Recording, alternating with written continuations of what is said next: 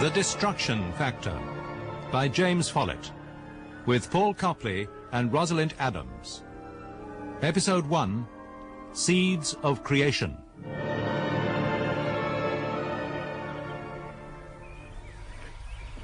Cathy! Cathy! What's the matter? It's me heart glove. What? I think it's beating slow. Oh, don't be silly. It's another 2 hours before we have to get up. Try and get to sleep. No, I feel sort of lightheaded. It's like I've been out drinking. It's a funny sort of feeling, it is. Come back to bed. It's going to be a nice day. I really do feel funny. This plant's grown since yesterday. Look at the size its leaves are now. Huge.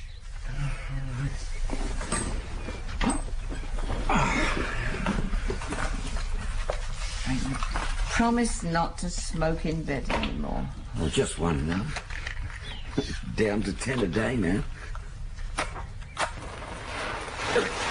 Yeah, Cathy, this magic is turning like a... It's on the bed!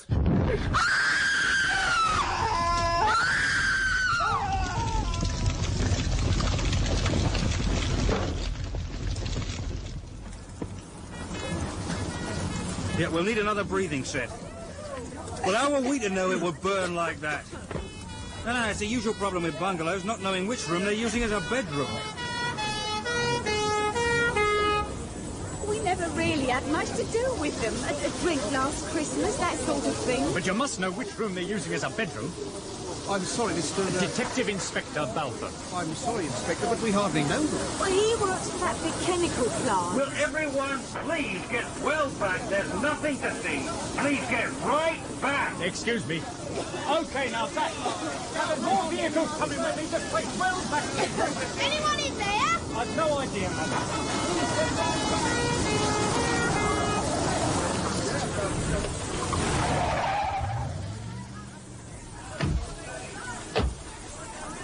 About time you lot showed up. Look, the fire spread of the garage, Mr. Balfour. We're going to try and drag the van out. Now, one of my lads says there's drums of some sort in the back, but he can't read the labels. You must close the road and get those bungalows evacuated. He works for the chemical plant. Well, often brings a loaded van home in the evening. Oh, we said it was dangerous, didn't I, Joan? Yes, all right. Now get well back.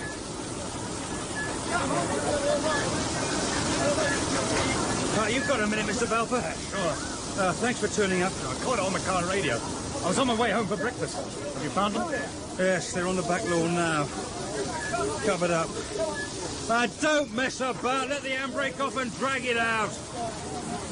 I'll tell you something, Mr. Balfour. It won't be any good getting their next of kin to identify them. It's their dentist you'll be needing. That's the van out. One problem less. God, I loathe houses with integral garages. Shouldn't be allowed. Dentist? But surely the fire doesn't be going long enough to destroy them. A man and a woman. Do you know how we knew their sexes? By their pelvic bones. Drums contain diluted weed killer, Mr. Garrard. They're issued by the Eurochem Agricultural Research Laboratories Corporation, ERLCO. Same as the name on the van. All right, treat it as a fire hazard. Well, my wife will be wondering where I am. Look, it'll be safe to go in the bungalow in 10 minutes or so, Mr. Balfour. These uniformed lads will cope, Mr. Garrard. Yeah, look, I'd like you to see inside. Look, I'm CID. I've just spent 12 hours being interested in crime. Now all I'm interested in is a warm, cosy bed with me in it, asleep. Look, I don't think this was an accident, Mr. Balfour. I'm certain that Edward and Kathleen Downs were murdered.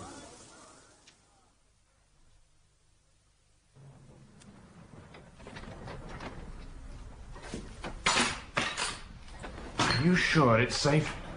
These walls are still giving off heat. Yeah, well, look, stay on our planks. Don't put your weight on the joists, otherwise you'll go through to the subfloor. Oh, God, what a mess. My wife will kill me. There's no need to touch anything, just look. Well, what do you think?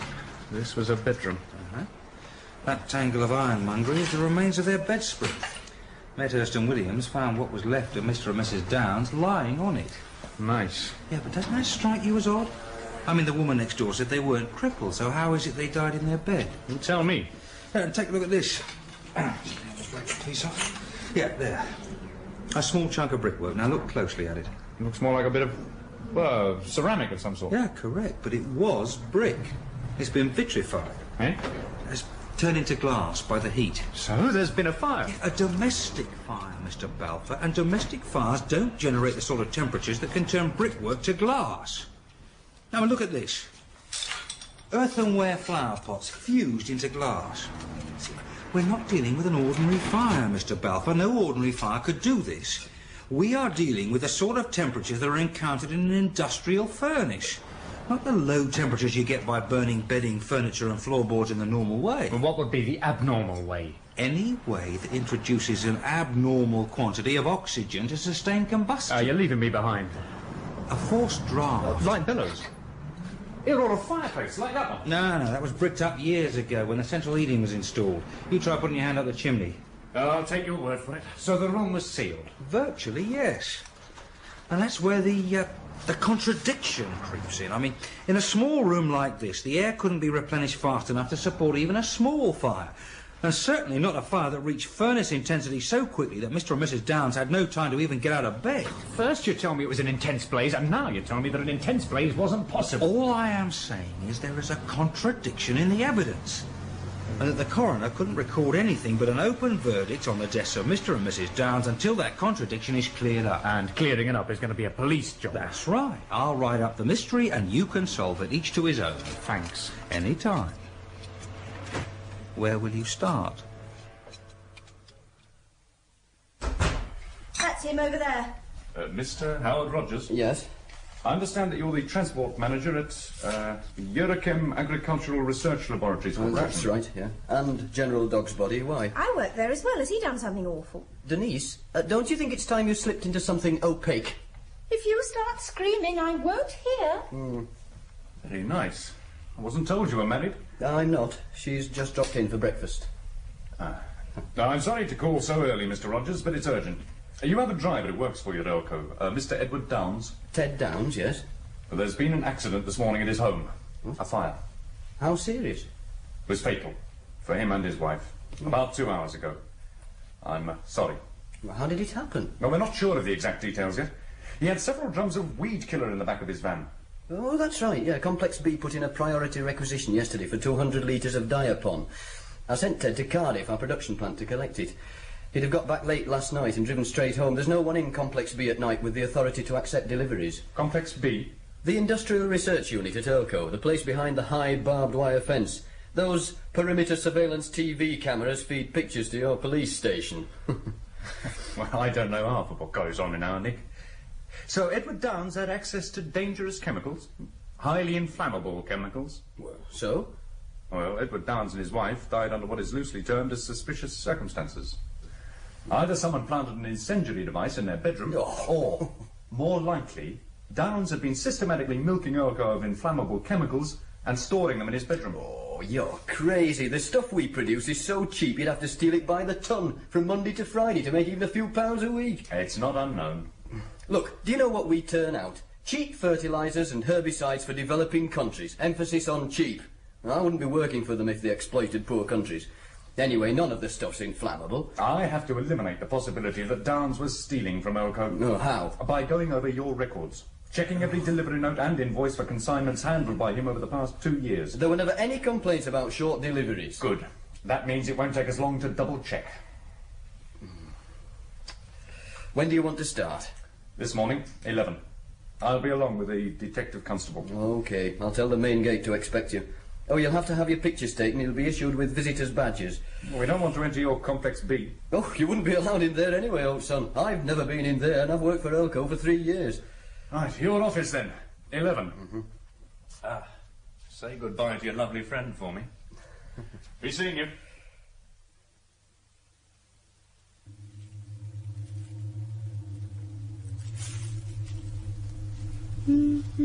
What was that? What was what? Listen. Oh, thought I heard something. Nothing gets through the triple glazing. Oh, I never get used to the sight of silent jets dropping into Heathrow. Let's eat somewhere noisy.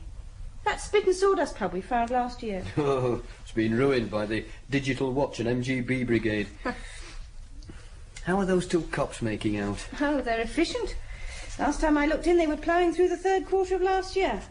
It's a bloody cheek, the whole thing. Hey, have you told Dad there are hordes of policemen picking over company records? You reckon he'd be interested? What do you think of my potted plant? I mean, when did he last shove his nose out of Complex B? I found it growing in the verge near the main gate. Ah, your Detective Inspector Balfour is heading this way. Look, he's on monitor 3. Come in, Mr. Balfour. Find it unnerving the way the doors here slide open by themselves. Useful when you're pushing trolleys around loaded with computer tapes. I suppose. I'm sorry to trouble you, but I need your help. These delivery notes have been initialed by D.E. I was wondering who D.E. is. Oh, that's me, Denise Exon. Show me. Oh. But didn't I see the name Exon on the board by the main gate? Ralph Exon, Earlco's technical director, and my father. I used to be his personal secretary until he got fed up with my shorthand and offloaded me onto Keir Hardy here. Who? Oh, I see. Yes, she has a regrettable sense of humour and will be brutally punished when you've gone. Promises. How can I help? Well, you've initialed 3 of these delivery notes as goods unexamined. Yes, that's quite normal when there's no time to check a consignment. Can you remember if there were any discrepancies? Oh, November of last year. I was Dad's secretary then. No, I can't remember any shortages. 2,4-D. What is 2,4-D? It's a herbicide, Mr. Balfour. A particularly lethal herbicide. An auxin and turgor pressure herbicide. Do you know what that means? Hello, Dad. Good morning, sir. No, I have no idea, sir. Auxins are the hormones that are present in infinitesimal but vital quantities in all plants, Mr. Balfour. They control the plant's growth rate. And turgor pressures govern its movements. The bean racing up a stick, the sudden snap of a Venus flytrap closing on its prey, a daisy opening its petals to the sun. They're all governed by auxins and turgor pressures. And man, in his deviousness, has taken those hormones and uses them against plants to destroy them. He doesn't want to lecture, Dad. No, it's very interesting. How do they kill plants? Oh, put simply, spraying a plant with 2,4-D provides a massive auxin dose that triggers explosive growth. Cell division is accelerated and the cells themselves become elongated. The plant outstrips the ability of its roots to provide nutrients and it dies. Mr. Balfour is investigating an accident, sir. It happened this morning. Edward Downs is the driver. Yes. I've heard all about it from security. I hope you're receiving full cooperation from Mr. Rogers. Oh, yes, indeed. If you'll excuse me. All our records are at your disposal, Mr. Balfour. Personally, I have no doubt that Downs had been robbing this company for several years. Well, if you've positive evidence, sir, then I'd be... I've no proof. Hopefully you'll find it for us. Oh, presumably my consignment is still at Downs' house. Oh, hell, the van. I'm sorry, I'd forgotten all about it. I'll send someone over now to collect it. No, we haven't got a standby driver. I'll go and get it after lunch. Oh, thank you, Denise. Well, good luck with your investigation, Balfour. Thank you, sir. Oh, yes. Yes, there was something else. It's time we held a few, open days. Through the place, open to the public. Next weekend, say. I'll, personally conduct the tours of Complex B, and you can look after the rest of the place. We'll, discuss it tomorrow morning.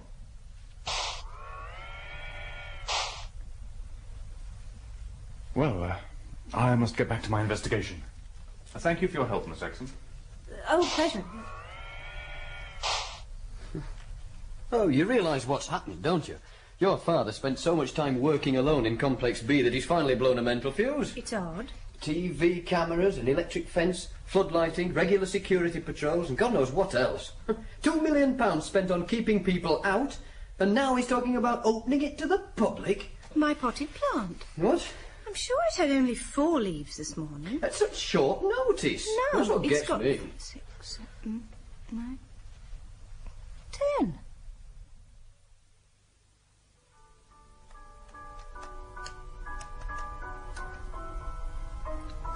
Coming to bed? We ought to cut down on something. £40 on wine last month. The soft life demands hard cash. Nearly 60 quid's worth of petrol went into your Triumph. The embossing on your Barclay card must be worn out from the hammering it gets. Howard, my precious, you're rapidly becoming a frightful domesticated little bore. I know what it's like to be poor. Here we go again. Roots, I'll walk out on you if you start on about your wretched cobbles, clogs and black pudding background. All I'm saying is that we ought to be... All I'm saying is that if you're spoiling for a dust-up, we might as well have one. What have you done with my potted plant? What potted plant? It was gone when I got back to the office this afternoon. I've no idea what you're rabbiting about. What potted plant? The one I rescued from the verge. Responding magnificently to my woman's touch, it was. Ooh, like I do. I should be so lucky. It was on my desk.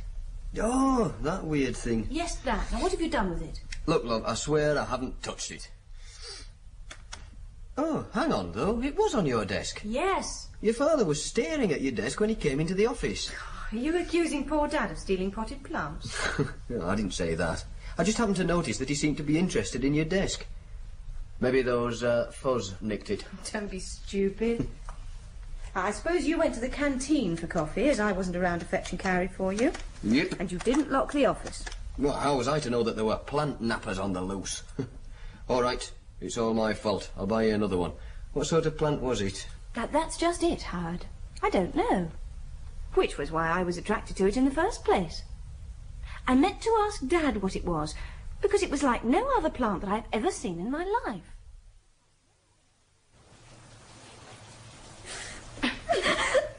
She's lying. I hate botany. Honest, I hate... You let go your bestiality.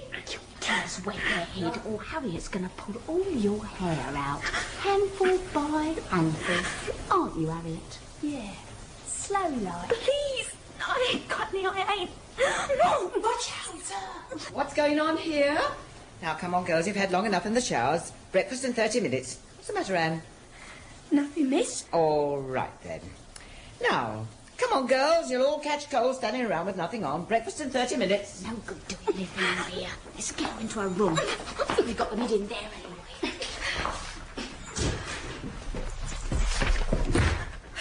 Lock it. Please, no, I ain't got none.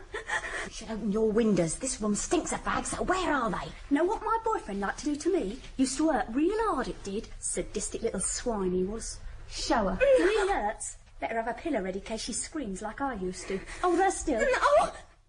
No! Do you want her to do it again, love? No! No, please. They're over there. That's more like it. Where? Funny noise. Behind the curtains, on the windowsill.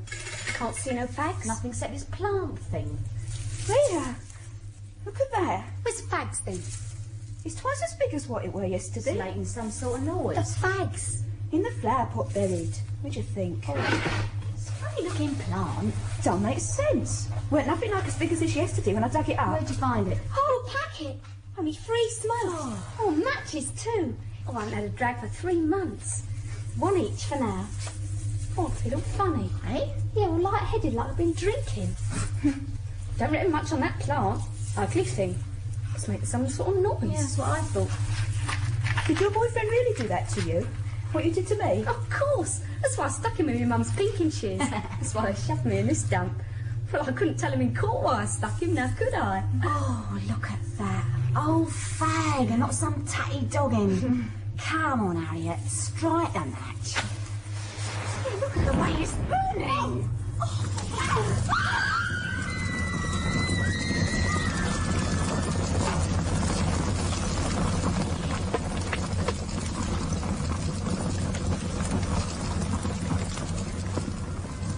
Fire engine coming up behind. Pull over. Someone's cat stuck up a tree. Howard, stop a minute. Well, what's the matter? Pull over onto the verge, quickly. I want to go over to those trees. Oh, can't you hang on until we get to the office? Oh. Denise! Denise, come back! Oh, my God. Look, love, go into the trees, not there. Look, Howard. Isn't it beautiful? What's that? I've never seen such an ugly plant. Is that what you came charging over here It's for? exactly the same as the one that was stolen from the office yesterday. So what sort of plant is it? Well, if I knew that, I wouldn't be so interested in it, would I? It's not unlike a soya bean plant, but the leaves are far too big. Anyway, the soya won't grow in this country. Yeah, well, this one seems to be flourishing. Have you got a spade? Oh, damn it, yes. I knew there was something I'd forgotten. Don't be cheeky, little fella. I want to show it to Dad, see if he can identify it. And besides, I rather like it. Don't you? No. But then, you always did have lousy taste. Oh, thanks. Now then, plant. What are you going to do? Tear a leaf off to show Dad. Hey, don't touch it, Denise. Why not? I said don't touch it. Ow. You clobber me, you get clobbered right back.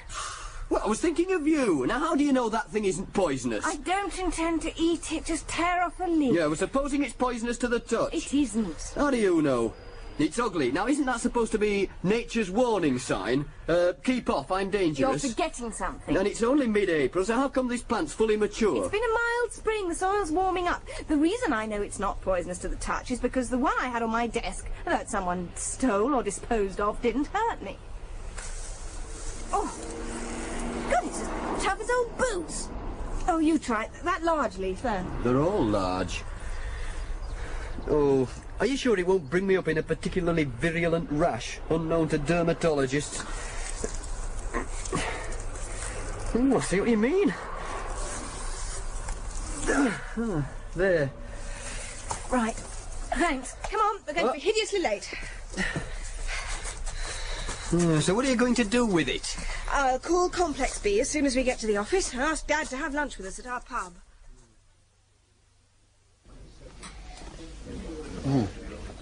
Yes, looks like his Jensen just parked. Yes, it's him. Have you noticed how worried-looking he's been the past few days? Oh, he's tired. He spends too long shut up in those labs. Oh, well, at least he's dedicated to his work. Howard, don't go calling him Sir all the time. Call him Mr. Exon, or even Ralph. He won't show it, but he'd be secretly delighted. Oh, sure. Your father has the sort of personality that can freeze alcohol. Dad. Hello, Denise. Good afternoon, Howard. Hello, Dad. Good afternoon, Mr. Exon.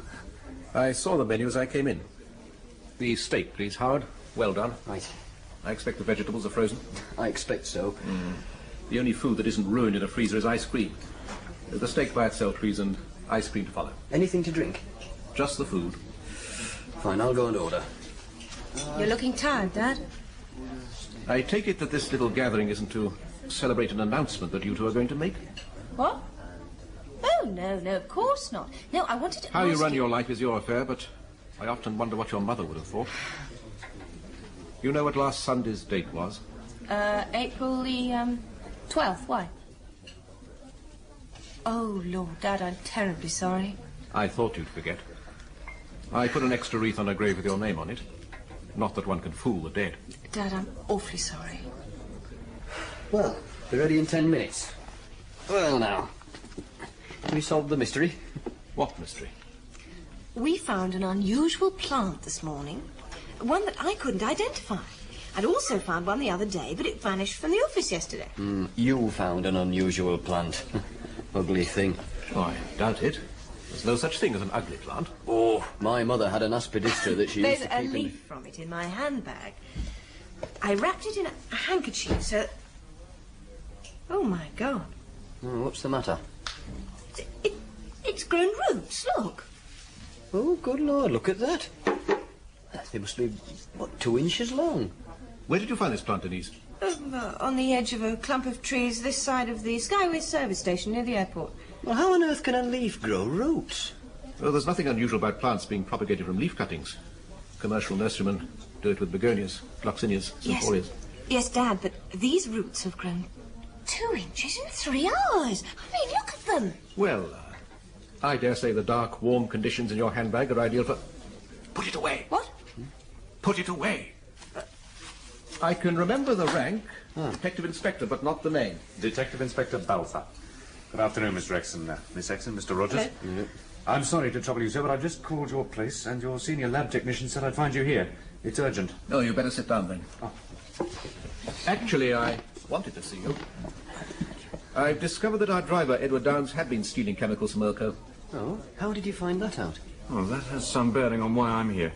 There's been another fire. 3 girls at the community centre, that's the trendy name for the old remand home, were burnt this morning, had to be taken to hospital. That must have been those fire engines we saw this morning. How badly burnt were they? Well, they managed to escape from a blazing room with their hair on fire. They've got extremely severe scalp burns, but the chances are they'll be okay. What have they been doing? Oh, they won't say. Well, then, what has this got to do with Elko? The fire had the same characteristics as the fire that killed Edward Downes and his wife yesterday morning.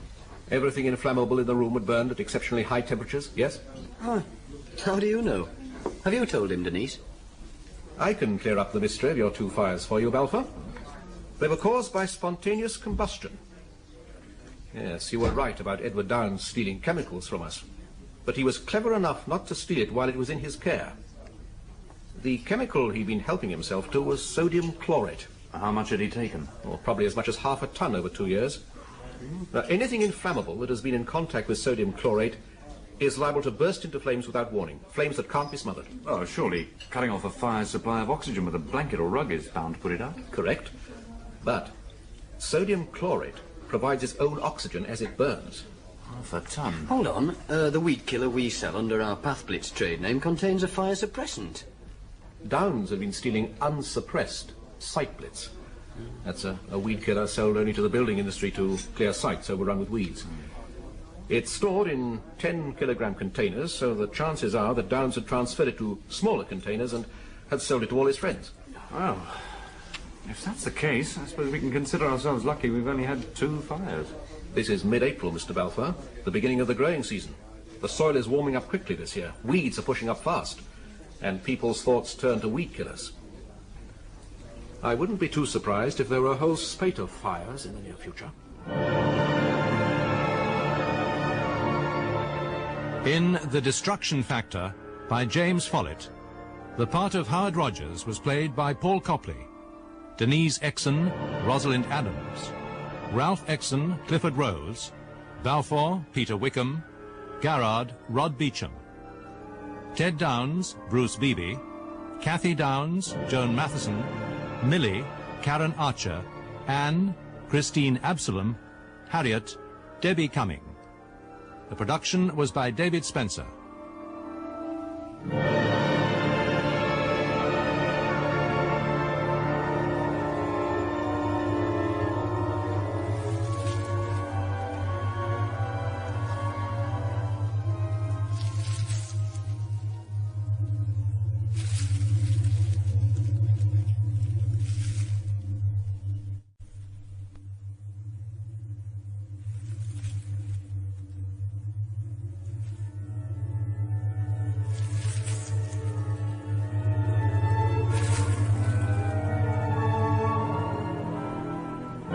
The Destruction Factor by James Follett, with T.P. McKenna, Paul Copley and Rosalind Adams. Episode 2, The Devil's Harvest.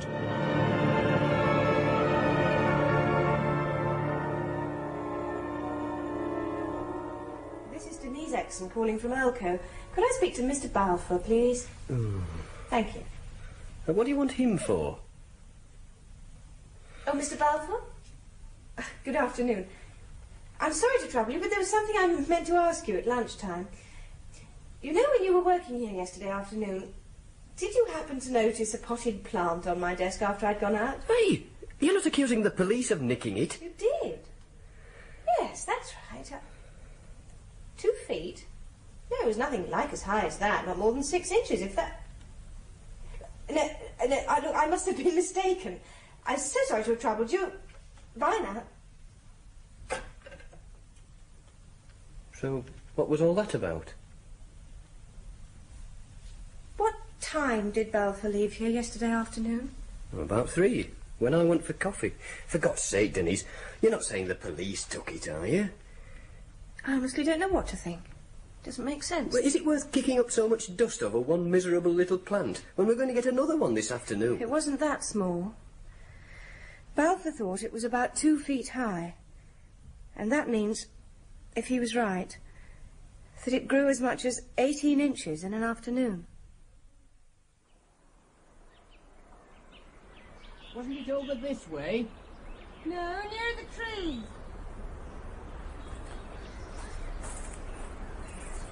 Isn't there a law about digging up flora? Not if she's dead. I'm sure it was around here. It was here. You found it? Where? Someone's beaten us to it. Looks like it's being dug up, love, look. Oh, hell. Oh, come on. Home, home. Be a shame not to be after making use of them there woods now we've found 'em, missy. Use the woods? Oh. Oh, no. Down, boy. Howard. Come here, me proud beauty. Oh, Howard here. The other one. Howard. No, Howard, that bank's steep. Stop mucking about. If I go down, I drag thee down with... Howard. Look at my dress, you idiot. Look at my tights. Give us a kiss. Howard, I am lying in mud. I don't like lying in mud. My mother warned me about lying in mud.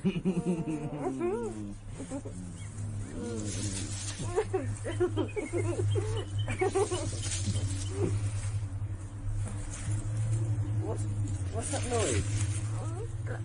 I can't see a thing. Will you get off me now? Oh, no. What? I thought you said that your plant was rare.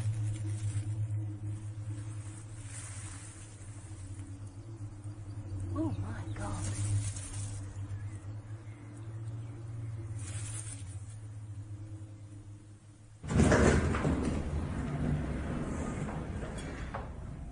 Good afternoon, ladies and gentlemen. Welcome to Complex B, the main research centre of the Eurochem Agricultural Research Laboratories Corporation. This lift is taking you down to the lowest level of the centre, Complex B7, which is 200 feet below ground level. The air you are breathing has been filtered to exclude all particles of matter larger than 3 microns. It's a tape recording of an which is actress, 3,000 supplied by a theatrical agency. The main complex cost Dad, £3 million. do you really think members of the public will want to go through the performance of having a hot shower and changing into sterile coveralls before visiting the complex? It has its own power station. Well, a public relations firm assured me that people We will hope love you it. find your guided tour of It will heighten the feeling of interesting and anticipation. instructive. Please remain together at all times. Thank you for your attention.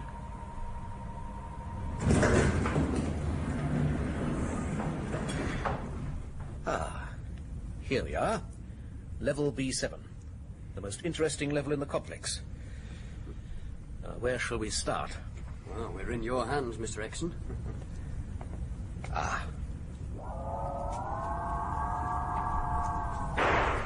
This is the control room of the climatorium. Come in. Come in. The what?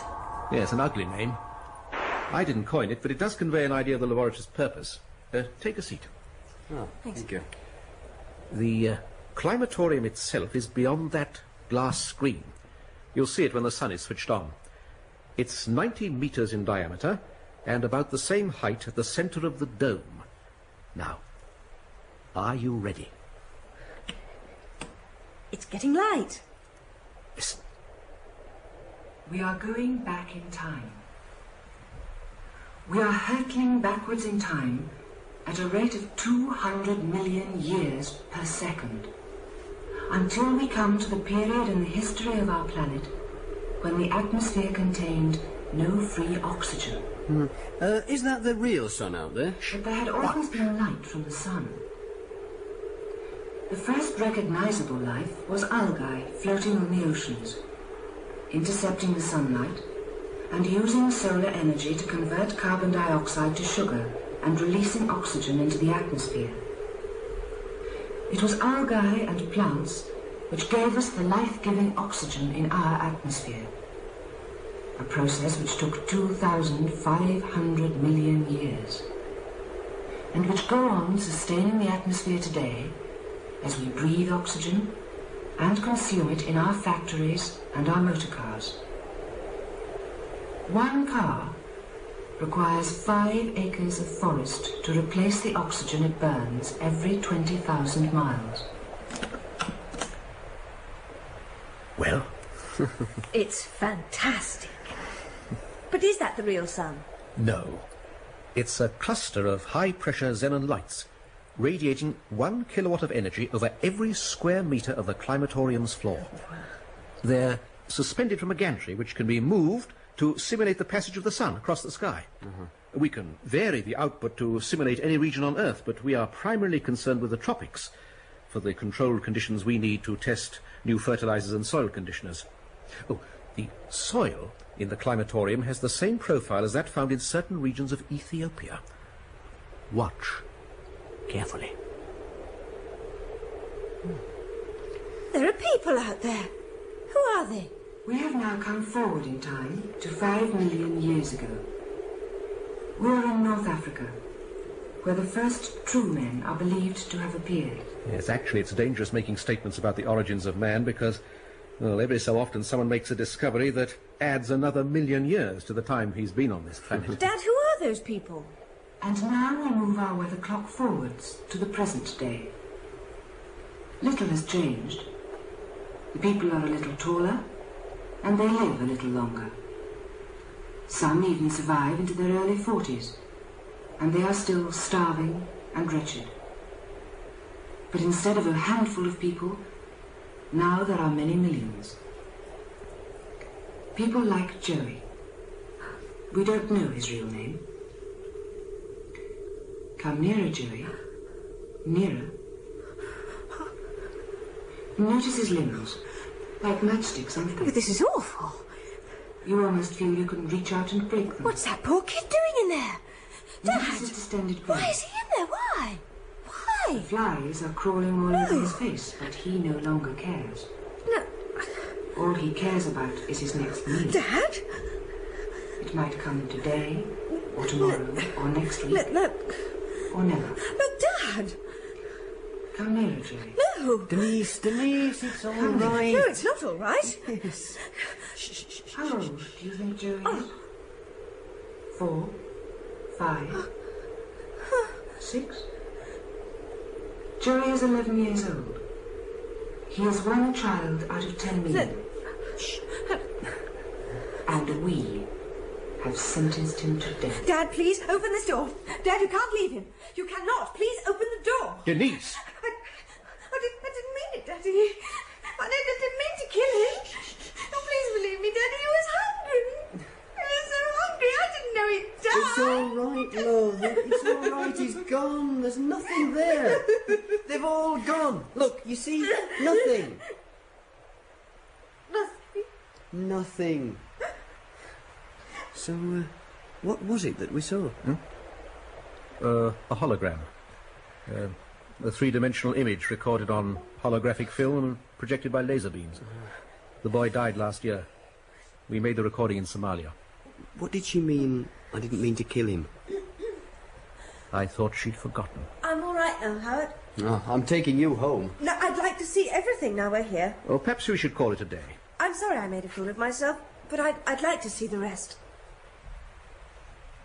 So, what's the purpose of that place? It recreates any environment that we wish. Let me show you. Oh, we can go in there? Of course. It's perfectly safe. There are no mosquitoes. Oh, perhaps there should be. I think I ought to take Denise home. I'd like to see it. Yes. I thought perhaps you would. Now, sun goggles on your left in the airlock. Put them on, please. Right. Now, are we in? Okay. Excellent. As it takes the pumps a few seconds to balance the pressure. Oh, a word of warning. Even though you're wearing goggles, don't look up at the xenon lights. They're burning with the same intensity as a tropical sun. Right. Now, brace yourselves. The heat can hit you like a sledgehammer. Welcome to North Africa. Oh, it's incredible. I can even feel a slight breeze. There's convection currents set up by the xenon lights, which is exactly what winds are. We weren't expecting real climatic effects in here, but we've got them. I've left the program set so that you'll get a taste of some real weather in a few minutes. Hey, is that maize growing over there? Yes, that's right. Come and see. They're fantastic, Dad. Looks like they're growing in sand. They are.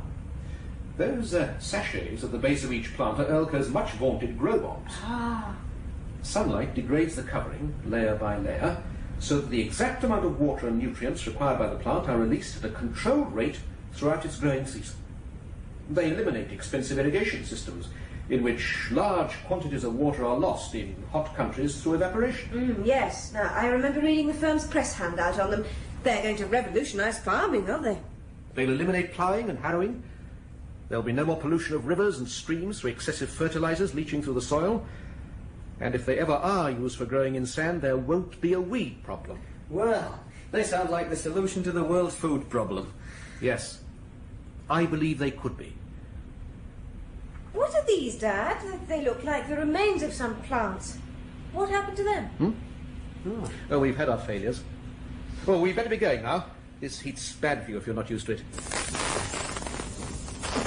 What was that? Homemade lightning. Several kilovolts jumping between two electrodes on the gantry.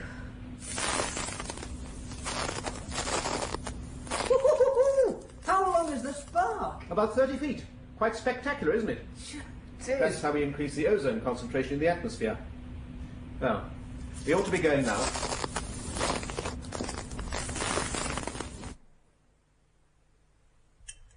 There. Denise, ready?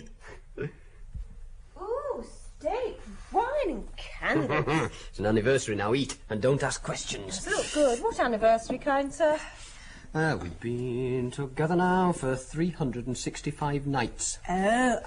362. What? I threw you out on 3 successive nights last December, do you remember? Yes, I never did pay you back. But if you'd like to propose to me, I'll give it careful consideration. Only one thing missing from the table, flowers. Oh. Where's my potted plant? I moved it into the bedroom. It was a nuisance in the kitchen, seeds all over the floor.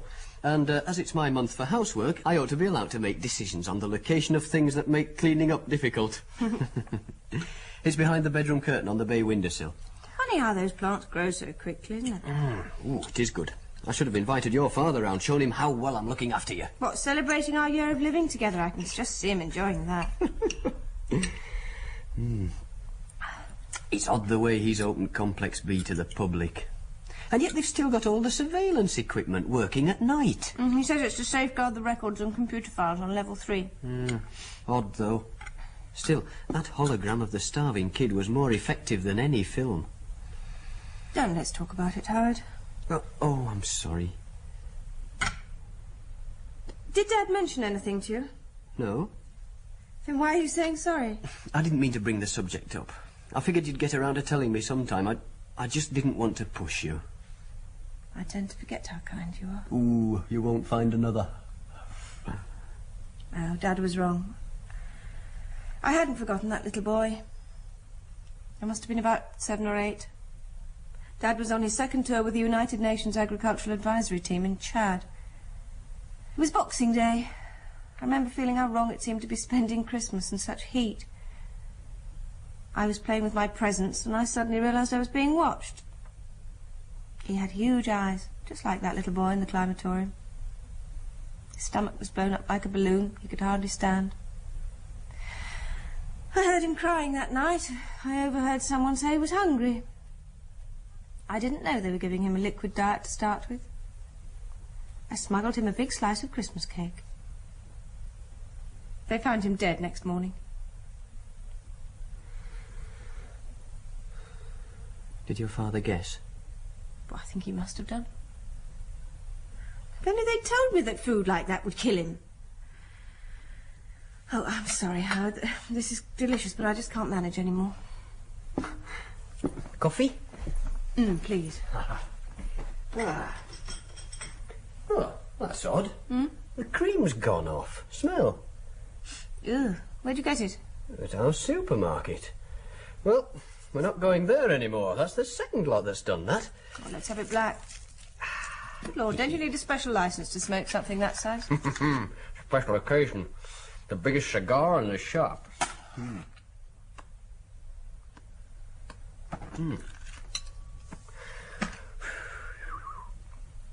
I'll go and get you a funny plant. We can sit and contemplate it and marvel at your green fingers. All right? Don't drop cigar ash on the stair carpet.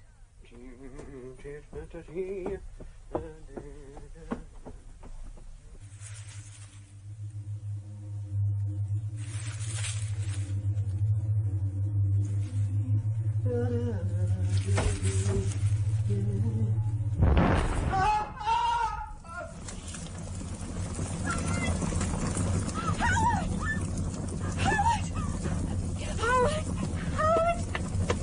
my God!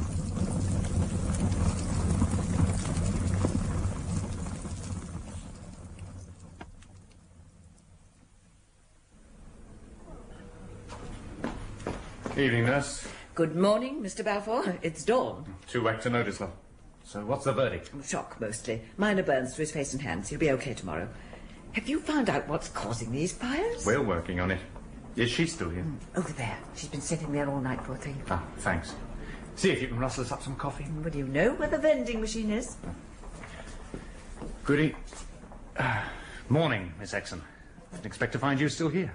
My father's on his way back to pick me up. I've heard that Howard will be okay. Yes. I've just come from your flat. It's a mess. I suppose you want a statement or something? Can wait. What happened? We just finished dinner. Howard went up to the bedroom to get something when I heard him cry out. I rushed up, found him lying in the passageway outside the bedroom door. The entire bedroom was burning. I dragged him clear. You saved his life. I tried to smother the flames with my dress. They'd go out, but start again as soon as I took my dress away. It was like a nightmare. You had nothing in that bedroom that was out of the ordinary. No, nothing. It's beginning to look like we've got a maniac on the loose who sit on a new type of incendiary device. Does your father live alone? Yes, but he's offered to put Howard and me up. Why? Drives a Jensen. Yes, why? No, do it very clearly. Oh, excuse me. No, what's the plan? A 999 call from Tower Mills Old People's Home. A major fire.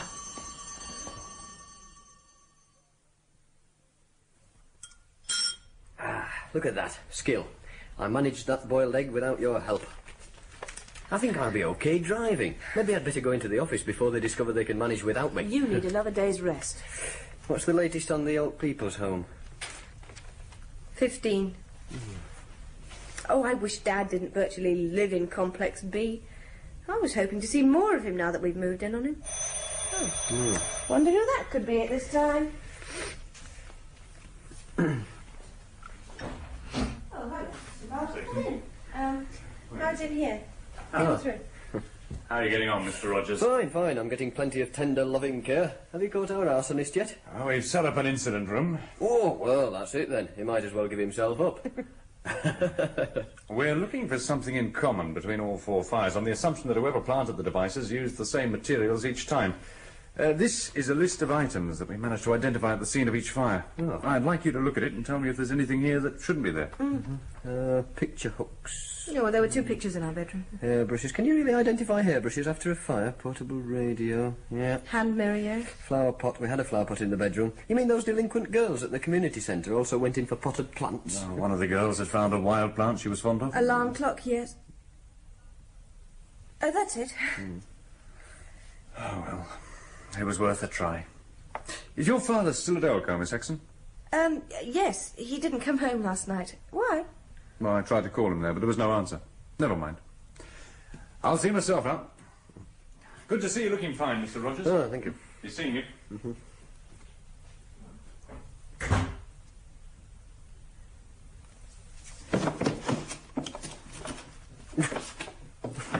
What are you looking for? C, D, E... Flinders. Max Flinders. Ever heard of him? What? He's an old friend of Dad's. He used to lecture at Surrey University, microbiology. So? Do you feel like a drive into the country? Good. We are going out to those woods near the airport. We're going to dig up one of those weird plants and we're going to take it down to Max Flinders and ask him to examine it. Oh, why? Because somehow, in a way I can't even guess at, those plants have got something to do with the fires. And Dad knows they have, and the police suspect that Dad knows something. How'd you get onto him in the first place? From complaints, Commander. All right, Sir Exon likes to go on the prowl at night, but it's not enough, is it? Enough to have him in for a chat. Finch got a look in the boot of his Jensen last night. A spade, a trowel, a horticultural flame gun, weed killer. Yeah, that's not evidence to associate him with these fires. With his job, he can easily explain why such things are in his possession. And now he's taken to daytime prowling with a pair of 1250 binoculars. What's he showing interest in? Or anything. The countryside, mostly. He likes to find himself a high spot and go over every square inch. Woods, fields, hedges, gardens. Extraordinary behaviour. 15 people died in that fire, sir. Yes, I don't have to be reminded, Balfour. All right, keep him under observation for another 72 hours. You can pull him in if he continues with his prowling.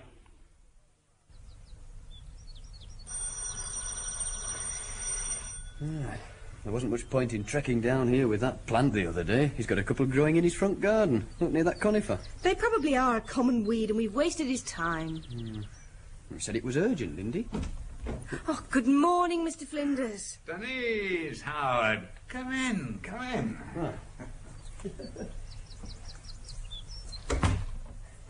I've just made a pot of coffee. Now, through here, that's it. Out you go, Suki. Mind the pile of books, will you? Let's go into my den. I don't think I've ever seen so many books outside a library. Yes, I do believe they're breeding. The cats certainly are.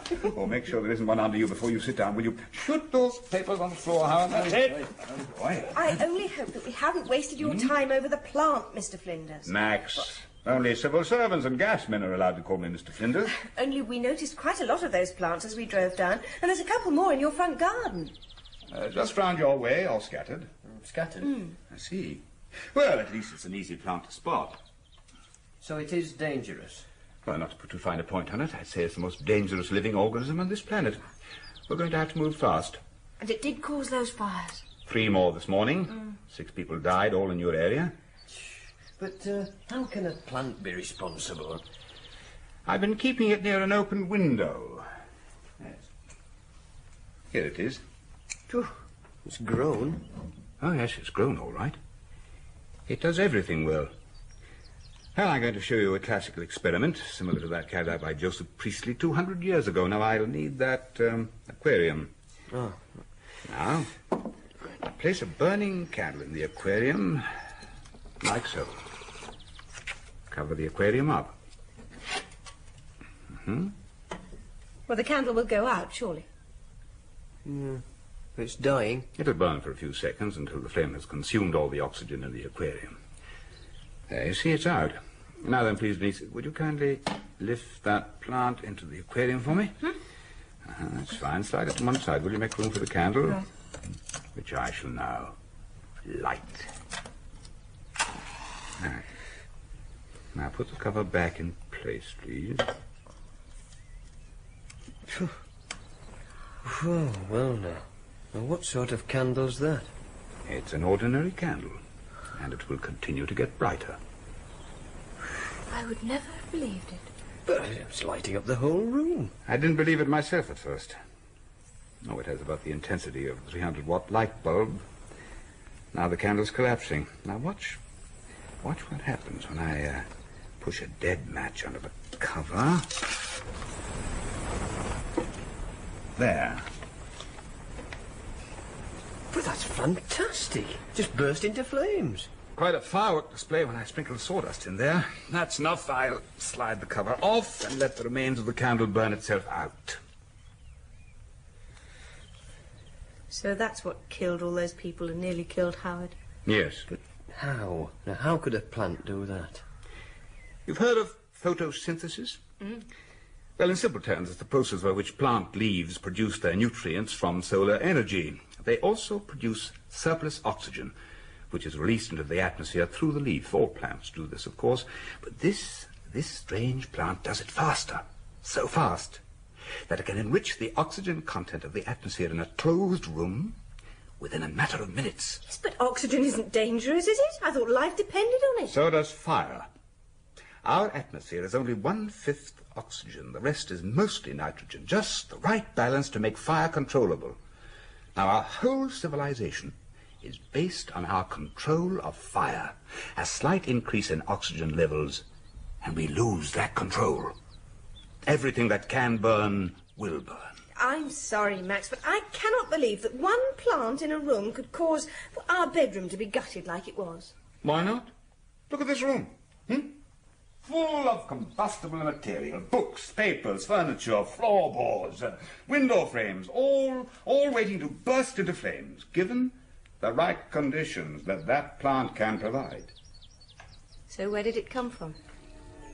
I think your father would be the best one to answer that question.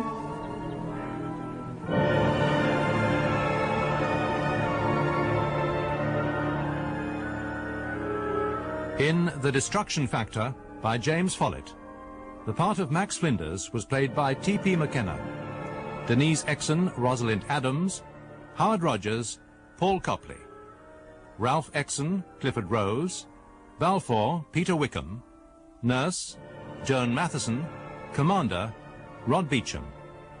The voice in the Climatorium was Jennifer Piercy, and the production was by David Spencer.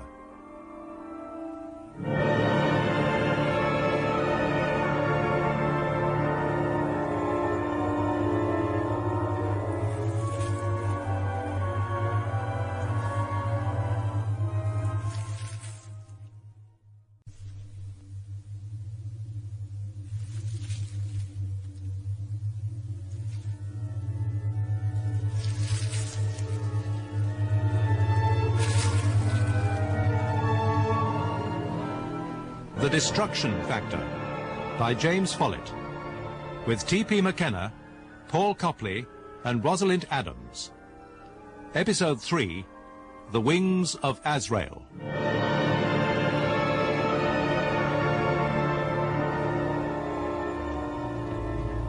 3 more growing on the verge back there. How are they managing to spread so quickly? Well, that's one of the first things we're going to have to find out. It's a leguminous plant, by the way. Same family as peas, broad beans, runner beans, that sort of thing. This is our road. Far too near London Airport for my liking. Oh, Dad must be back.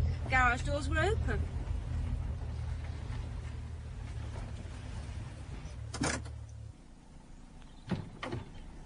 Well, that's odd. He's put the car away and left the engine running. Denise, fetch your father, will you? Go on. Quickly, my dear. Right. See if the garage doors are unlocked, will you? What? Yes, they are. What a stupid thing to... What a stupid thing to do! Don't go in. For God's sake, It's crazy, stupid. You think he didn't notice he'd left the engine running? Fumes. Look, the handbrake's not on. Pull on the bumper. That's it. Right, good boy. That's it.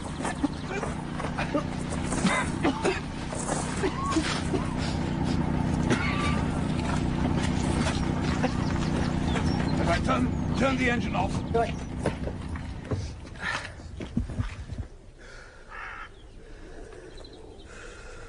It's too late to call a doctor, I suppose.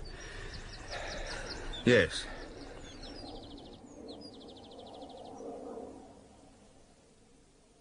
I am perfectly all right, Howard. I'm not some helpless female that needs dosing to the eyeballs with sedatives. You'll need my help with his papers. OK then, sweetheart, if you're sure. Here's something. Results of gamma radiation on batch 5, 20% germination rate. I've seen these before.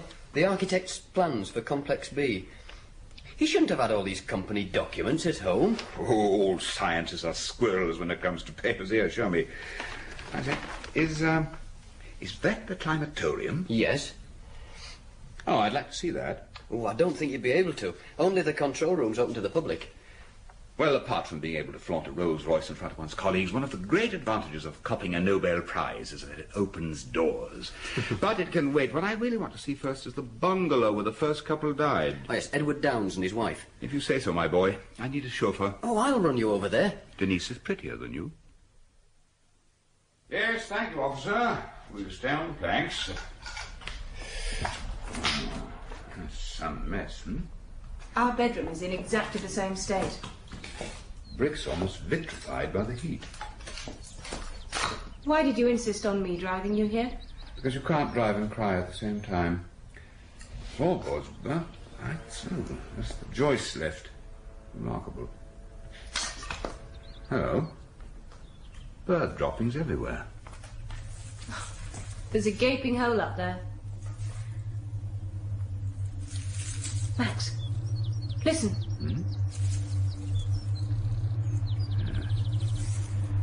I'm getting to know that sound. 7 of them. Thriving, too. Is it safe in here? Oh, yes. Ah, there's no danger with a hole like that in the roof. The oxygen these lads are giving off is diffused into the atmosphere immediately. No, the danger is in an unventilated room. Have you seen enough? Yes, I think so. I'll just take one of these plants along with me. And then I'd be grateful if you'd kindly take me to the General Hospital. A visitor for you, Anne. And you mind your manners, young lady. I ain't talking to no more fuzz. A policeman? Well, well. That's something I've never been accused of before, Anne. Or probation officers. Where'd you get that plant? Yes. Odd-looking thing, isn't it? It's all right. Did you have one in your room when you and your two friends were burnt? Look, I've told you all over and over, I don't know what caused that fire. But you did have a plant like this in your room. What if I did? No crime, is it? Is smoking a crime at your age? I forget. Who smuggles them into you? Boyfriend, a porter? Well, never mind. Is that what you were about to do at the time of the fire? Smoke? You struck a match and boom? Yes? I suppose so. You see, the thing I can't understand is how the three of you managed to escape from that room with only a burnt skull. Bad enough, wasn't it? No, I didn't mean that. Other people who had the same thing happen to them were burned to death by their nightdress and pyjamas. You see? Well, thank you for seeing me, Anne. I must be off now. I thought you bought me that plant. I'll send you a nicer one. Promise. That was quick. Yes. Oh, by the way, Anne, why were you in the community centre? Tried to burn down my school, didn't I? Oh. Well, goodbye, Anne. And I'll send you that plant. You know, I'm puzzled by their injuries, nurse. Is that all the three girls had? Just scalp burn? No, I said that all the hair on their bodies had been burned. You mean they had other burns? Do I have to spell it out? No, I'm sorry, but... Oh, I see what you mean. They were naked at the time of the accident. They just had showers. Naked? Naked, but of course. That's the one thing that had me baffled. That explains how those three girls are still alive. And it gives me a nicely rounded theory that our police and politicians will understand. Seed tray 1, 0 germination. What temperature did we start at? 10 degrees centigrade. Well, that's only to be expected. Seed tray 2 is the same. 15 degrees centigrade. No seeds have germinated at 15 degrees? Tray 3 is the same. Constant 20 degrees and germination is 0. 25 and 30 are the same. The fastest growing plant the world has ever seen. And we can't persuade a few hundred of its seeds to germinate under ideal conditions. So why? Well, I suppose it's just possible there's a genetic fault, and the Exon strain will die out. Does that happen with mutation? It happens all the time in nature. The whole process of evolution is based on survival of the fittest. For every successful organism that survives to reproduce, 1 million fail. And Daddy's creation has failed? Well, we don't know for certain. But it will be better for the world if it has. Why? Doesn't the Exon strain mean an abundance of food for the third world? That is what my father worked for all his life. Don't think I don't understand how you feel, Denise, but the Exon strain is a failure. It can't possibly benefit mankind. Your father realized that. He spent his last days desperately scouring the district for the plants and ruthlessly destroying them when he found them. Why do you think he did that? If it wasn't because he understood their menace? Oh, come on, Max, come on, OK. So the Exon strain is an undesirable houseplant. That doesn't make it a menace, just don't bring them indoors. If the Exon strain survives, which I doubt, because most leguminous plants are killed by frost, we will have to destroy it before it destroys us, and by us I mean mankind. Look, our present atmosphere contains 20% oxygen. Now, plant life gives us that 20%. Given the right conditions, Ralph Exon discovered that it might be possible for his plant to double that percentage in 5 years, maybe less, if it gets established in places like Central South America. Now, have you any idea what effect a 40% oxygen atmosphere will have on civilization? I'll tell you. It will cease to exist. We'd have to have a world without fire, which means no industrial That's processes. absurd. Like mankind can adapt. Certainly. Given a few million years, we'd be lucky if we got 20. But it's not just industry. All plant life will die. The oxygen will destroy it. The Exon strain appears to be the only plant that is oxygen resistant. Metal structures will rust as fast as they're put up. Rusting is just another verb for oxidizing. Meat will start to rot almost as soon as it's killed. You've seen contains antioxidants, haven't you, printed on food packets? Howard, didn't you have some cream go bad when we had that Exon strain in the kitchen? Yes. Oh, but surely plants can't... I've only touched on the minor effects. Increased oxygen will make us hyperactive. We won't live so long. Oh, now you are being absurd. Have you ever looked at pictures of the Earth taken from space? Yes. You realize then just how delicate our atmosphere is, and only the bottom layer, a mere 3 miles thick, can support human life. It's as delicate and as vulnerable as the wall of a soap bubble. I've sent a report on the matter to the government's chief scientific advisor, Alfred Blawes, and a sample of the Exon strain. I've suggested that the government offers generous rewards to anyone finding a plant. What with this zero germination rate we've discovered, the Exon strain could be wiped out in a couple of weeks. Tray 6. Hey? Tray 6, look at it. What? 10 rows. 10 seeds to a row. That's what I call 100% germination. I could spend all day and all night shooting holes in this theory of yours, Mr. Flinders. Go ahead, but at least have the decency to put another one in its place, Mr. Blawes. Item. The fire at Howard Rogers and Denise Exon's flat took place at night. No sunlight, therefore no photosynthesis, therefore no free oxygen released, therefore no fire as a result. The plant had been in the bedroom all day. A sealed room with no fireplace and plenty of draught excluder around the windows. Item. According to your findings, germination of the seeds doesn't take place until they've been exposed to temperatures above 40 degrees centigrade? Correct. Good. We agree on something. Now then, it's June. Air temperature outside is, what, a comfortable 22, would you say? Yes, about that. And you say that these so-called Exon strain plants are scattered over a wide area west of London. And spreading all the time we are sitting here. Get to the point, sir. The point is, Mr. Flinders, that we've not had one day so far this year in which the temperature has gone above 25 degrees. Even during a heat wave, temperatures above 40 are virtually unknown. So how can you possibly claim that your plants are still germinating and popping up all over the place? Yes, that's an awkward one. You agree that I've shot a little hole in your theory? You haven't. It was there all the time, and it's not little. You can explain it away? All I can do is guess. Then guess. Somebody or bodies is germinating the seeds and scattering them. Yes. That's our opinion, too.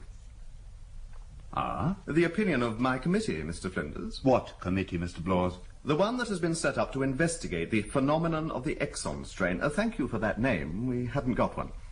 Set up when? 2 weeks ago. It meets once a week.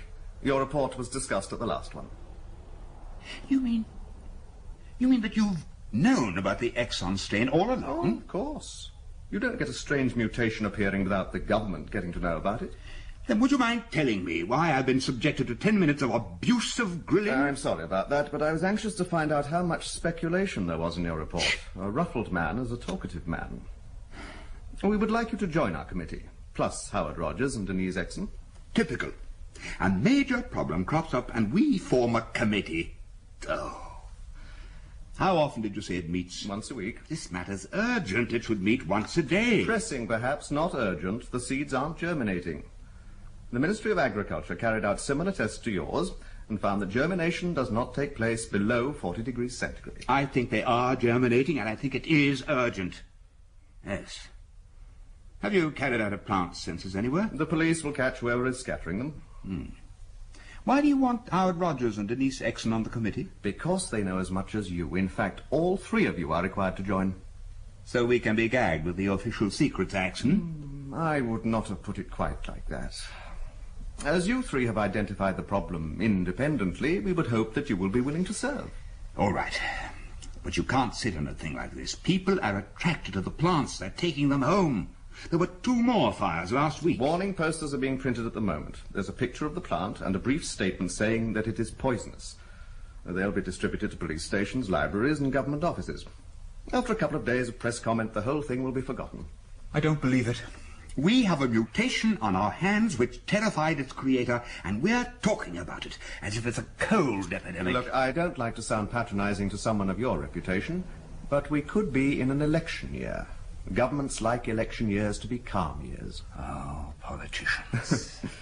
We'll probably have a new lot to cope with in the autumn, and the autumn frosts will kill off this wretched plant. Frostless autumns and winters aren't unknown. But unlikely. All the committee has to do is keep a close watch on the situation until then. You can carry on with your investigations into Exon's work, but keep it unobtrusive. Incidentally, the board of directors of ELCO are being very cooperative. If you require access to Exon's laboratories, I'm sure they'll be only too willing to... Okay, we'll toe the line. Perhaps you can answer one thing. Why do you suppose Exon opened his Complex B laboratories to the public?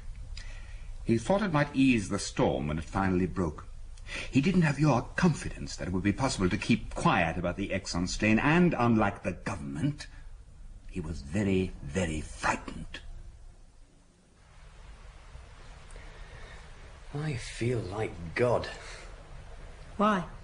All these controls at my fingertips. Wind, sun, humidity. Do you suppose your father felt the same? Why should he have? He created life out there in that desert. Climaterium, whatever they call it. Dad didn't create life.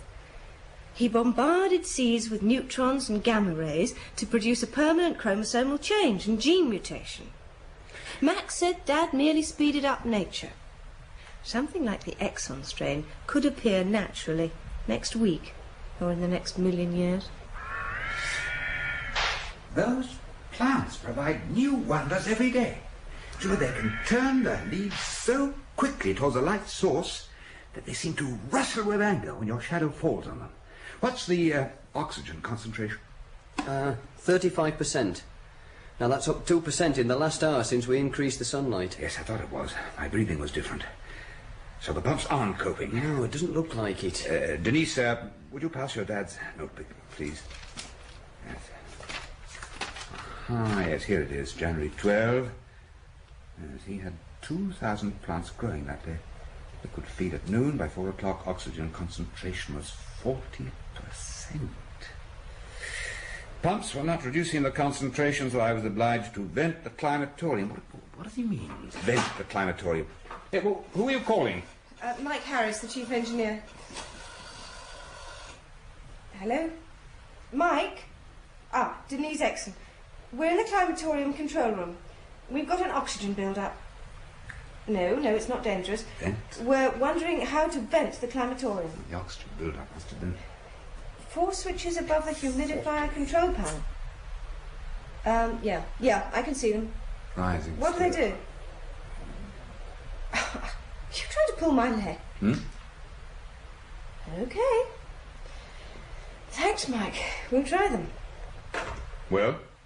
Do you want it vented now? Well, yes. What do the switches do? First switch equalises pressure. Second and third switches release the latches.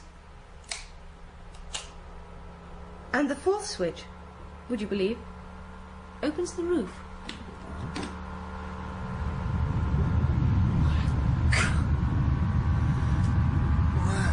Now I've seen everything. That's what I call clever. The entire dome opening like the petals of a giant flower. This is absolutely marvellous. We really must persuade the government to finance the construction of a climatorium. I mean, to be able to create virtually any climatic condition in the world on such a huge scale. Come on. Let's go and see what the plants think of it.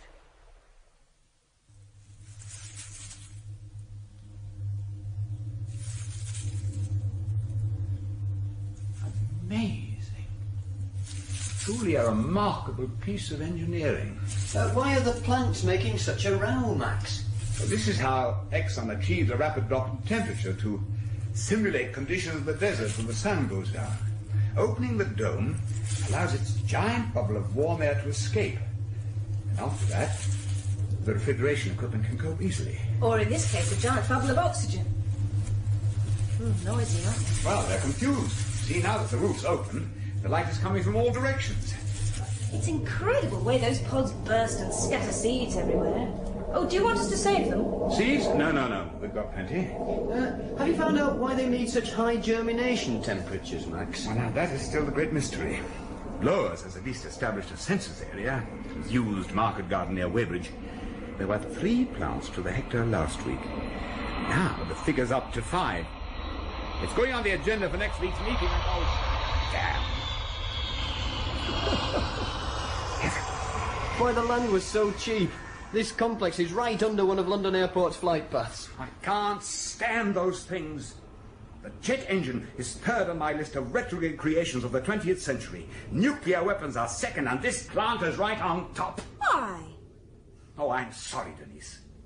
We can control nuclear weapons and jets, but we can't control the Exon Strain. But we can learn. We've been waging war on weeds for 10,000 years. We haven't beaten them yet, and we never will. Well, you've never called the Exon Strain a weed before. A weed is any unwelcome or noxious plant. A definition that fits the Exon Strain admirably. Listen. What? What is it? Why is it going dark? Birds!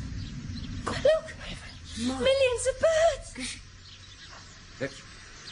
Let's start walking very slowly towards the control room airlock. But don't run.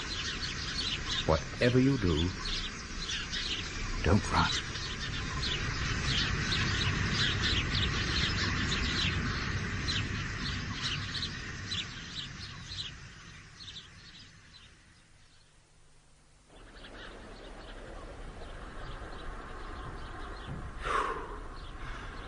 Just look at them. Killing each other over those seeds. Good heavens. Denise, is it possible to close the roof slowly? Yes. There's a variable speed control above the switch. Then close it as slowly as you can. I don't want any of those birds to escape.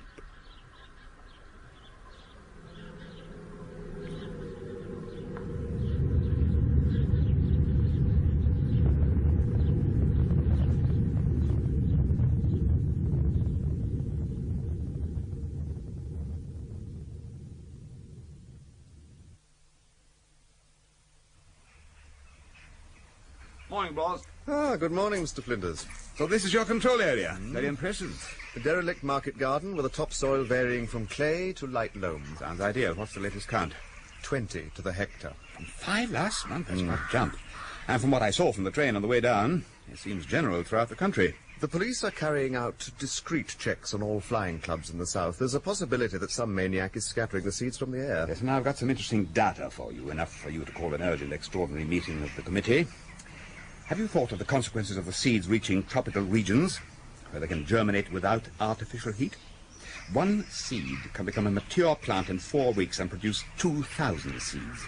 With a 50% germination rate, that gives us 1 million plants in 2 months, 1,000 million in 3 months from one seed. No one is denying that there is a problem, Mr. Flinders.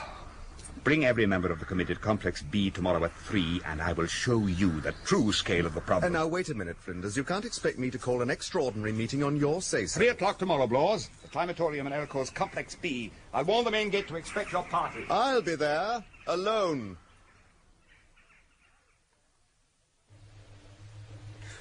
Oxygen concentration is now up to 40%. It's climbing fast. We're going to have to open the roof within the next 5 minutes, Max. You've been busy, Mr. Flinders.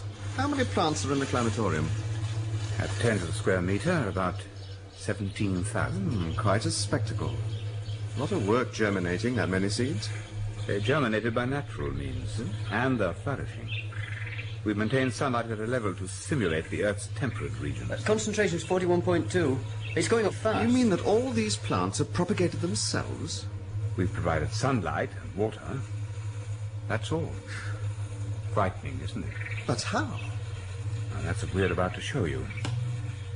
Hello, Denise. How are things on the roof? Fine. I feel like a tourist in Trafalgar Square. The whole of the admin roof is swarming with birds fighting over the seeds. They're even snatching them out of my hand. They love them. Ooh, I don't know how she can do that. 42%. Thank you, Denise. Stand by. Now, when the climatorium roof opens, Blores, you will see something that will haunt you for the rest of your life. We'll be invaded by thousands of birds. Video recorders on, Howard? Rolling. Oxygen concentrations 42%. Equalizing pressure now. 43%. The meters are creeping into the red zone. Releasing latches. Hold it, Max. Don't open the roof yet. What? A jumbo jet has just taken off and it's heading this way. But it might frighten the birds off, so don't open the roof yet. Tell her we've got to. Oxygen concentrations 44%. Denise! Yes? I'm sorry, we've got to open. The oxygen concentration is reaching a dangerous level. Max, listen, you mustn't open the roof. The birds, they're rising up in a great cloud in the jumbo's path. Close the roof, for God's sake, close it!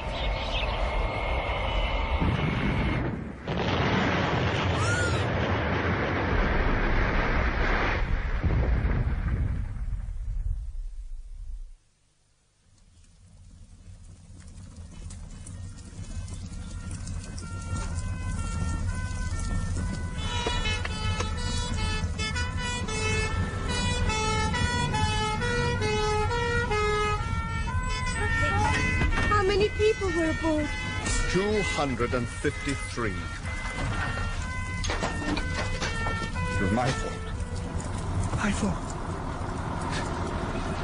I should have realized that releasing thousands of birds... It wasn't the birds. The flap was nowhere near the aircraft when it... Oh, Denise, I'm going to take her home. Come on, Lois, all right. Come on. Come on. So it was the oxygen. Yes. A huge bubble of it, rising into the air, too large to disperse quickly enough. Sucked into the aircraft's jet engines. They blew up. Why did you mount such a crazy experiment? Why? To show you how the Exon strain is spreading throughout the country. The birds eat the seed whole. Perhaps it has a smell that attracts them, I don't know, but they can't digest them. Their body heat cracks the seed's skin, and they pass out of the bird's body ready to germinate in a nice dose of fertiliser to help them get started. Well, now we know how the plants are spreading. Maybe we can do something about it. Can we? Isn't there something you've forgotten? The birds start their main winter migration soon. They'll carry the seeds with them, spreading them throughout the world. Like everything else, we've probably left it too late. Only this time we don't get a second chance.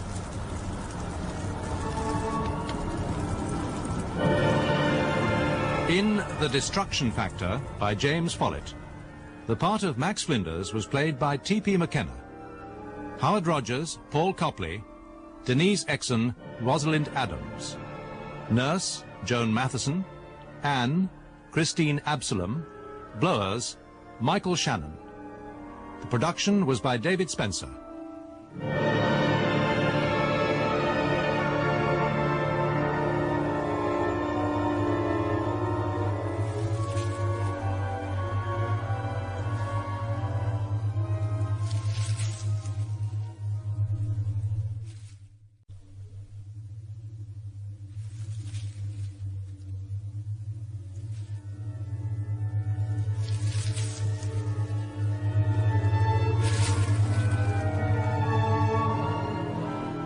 The Destruction Factor by James Follett, with T.P. McKenna, Paul Copley and Rosalind Adams. Episode 4, Bird Strike.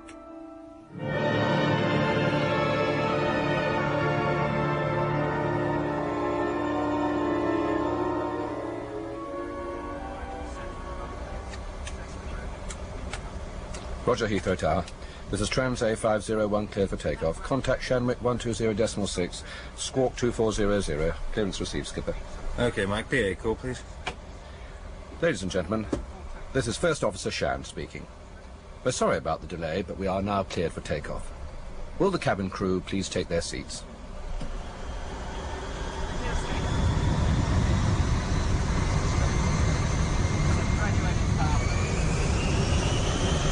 Body gear steering.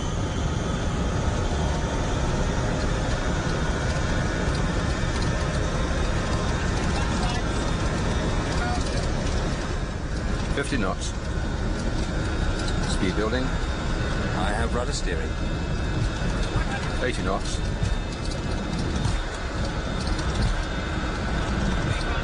V1. Rotate. Positive rate of climb established. Gear up. Gear up selected.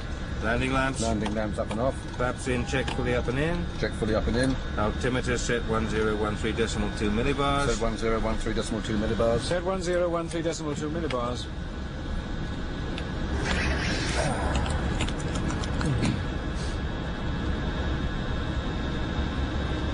Hey, see that bird swarm below? Some flock. Too late. That's odd, Skipper. I'm getting... Fire action number 4 engine. No, correction. All lights on. Fire action on all engines.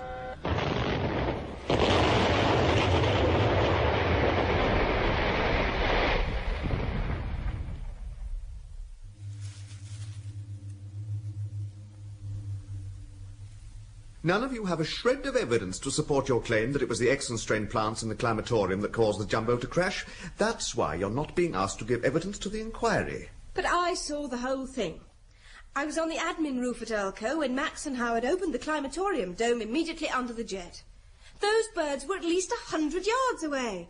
Do you want your father to be remembered as the creator of a plant that led to the deaths of 253 people in one of the worst air disasters this country has known?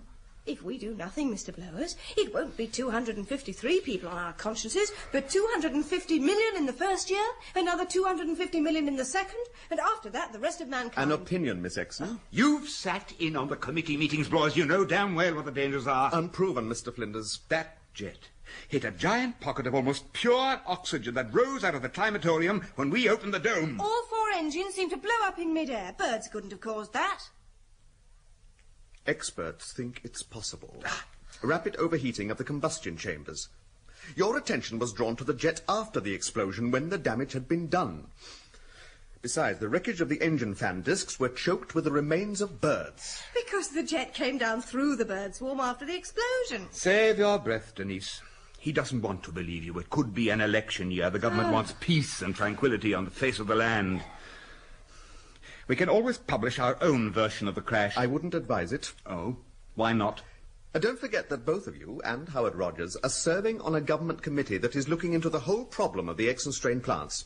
It has discussed evidence relating to the plants provided by government scientists working in government laboratories and has met in government offices. Rubbish. We provided 90% of the evidence from my findings. Perhaps, but you might find that hard to prove in court.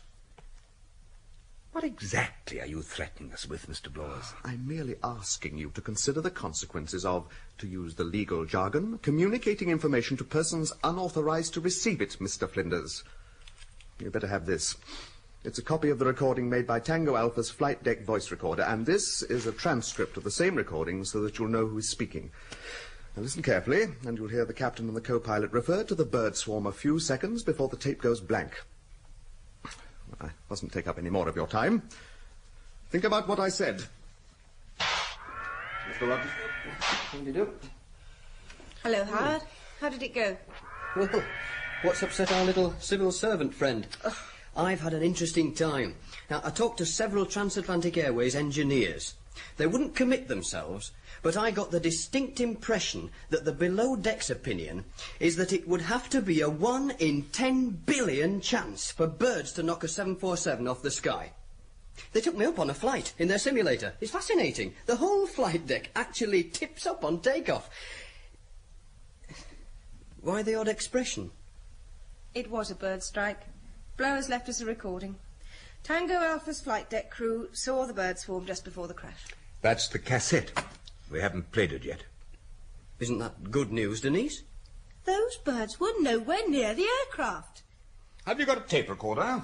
Left-hand drawer of my desk. Blowers threatened us with legal action if we said anything about the possibility of Daddy's plants causing the crash. Oh, he can't. He can and will. 5 standard left-hand seat graduated power takeoff, Mike. Okay, Skipper. Hold the control column slightly forward of neutral and call me. Speed building, 80 knots, B1, rotate and positive rate of According to the transcript here, that's Diamond, the captain speaking. Gear up on my command. The other voice is, whatever, Tran, yes, Tran is the co-pilot. Aircraft to a standstill on the brakes. Give me spoilers and full reverse without... It sounds like the pre-takeoff briefing. Understood. Wind on a bit. We're sorry about the delay, but we are now cleared for takeoff. All the cabin crew, please take their seats.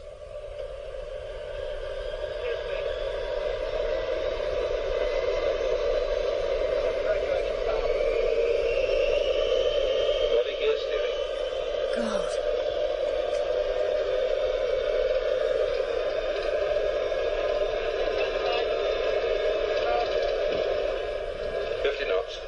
So creepy. Speed building. I have rudder steering.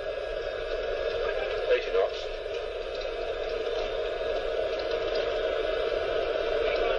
B1. Rotate. Let's take off. Positive rate of climb established. Gear up. Gear up selected. Landing lamps. Landing lamps up and off. Flaps in, check for the up and in. Check for the up and in. Altimeter set 1013.2 millibars. Set 1013.2 millibars. Set 1013.2 millibars.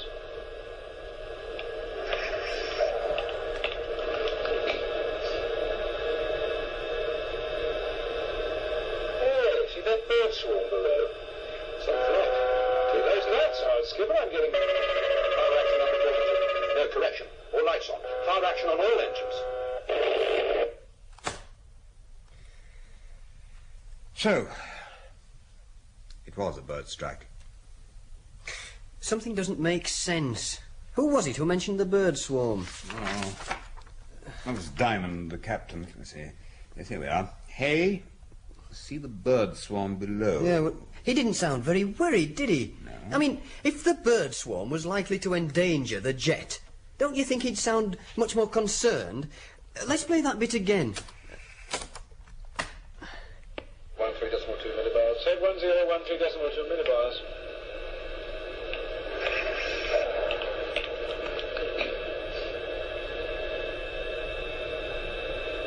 Hey, see that bird swarm below? You see, he's merely passing a comment. He knew that there was no danger from the birds. Hey, see that bird swarm below? Some flight. Howard's right. He doesn't sound a bit worried, does he? No, of course he wasn't. The flight deck of a 747 is perched on top of the first-class section. Downward visibility, especially when climbing, isn't marvellous. And yet the captain and the co-pilot both saw the bird swarm shortly after takeoff, which must mean that the birds were a long way off. Now, I've given scientific evidence to many courts and inquiries as an expert witness. And mind you, unless you're on 100% safe ground, a skilled counsel can tie you up the knots with your own facts and figures. Hang on, I've got a layout of the labs and surrounding area here somewhere. Now look, the entire Earlco layout, the admin block, my office where we are now, and here, 100 yards away, Complex B and the climatorium. And the climatorium is less than 2 miles from the end of the runway they were using that day. They're bound to at least listen to us at the inquiry now. Two things. First, we won't be invited to give evidence, and second, the flight engineer saw something as well. Now, look, here. His name was Wayne, you see. That's odd, Skipper. I'm getting blank, and then he was interrupted by the fire alarm. Point taken. See that? Show me. That's old Skipper I'm getting. It sounds as if he was looking at his flight panel or whatever it is flight engineers have to look at. No, he wouldn't be looking at it, not during takeoff. He'd turn his seat away from the panel and sit facing forward behind the co-pilot, wearing a safety harness. Flight deck crews are given full harness, unlike passengers whom the airlines consider safe with a single lap strap. What's the matter? Let me try something. Oh, damn.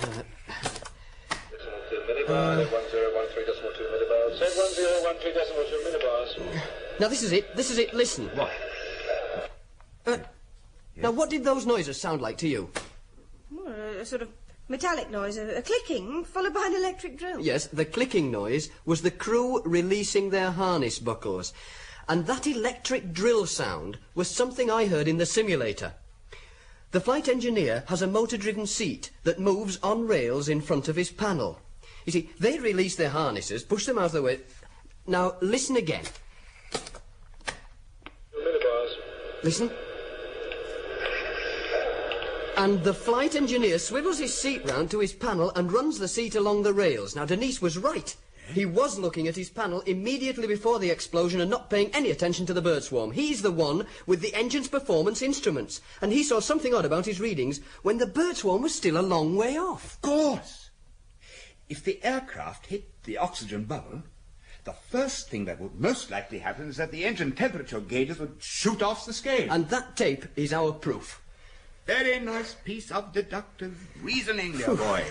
And where does it get us if they won't listen? We tell Blawes. And if he won't listen, we call a press conference in the climatorium and blow this whole business of the Exon Strain wide open.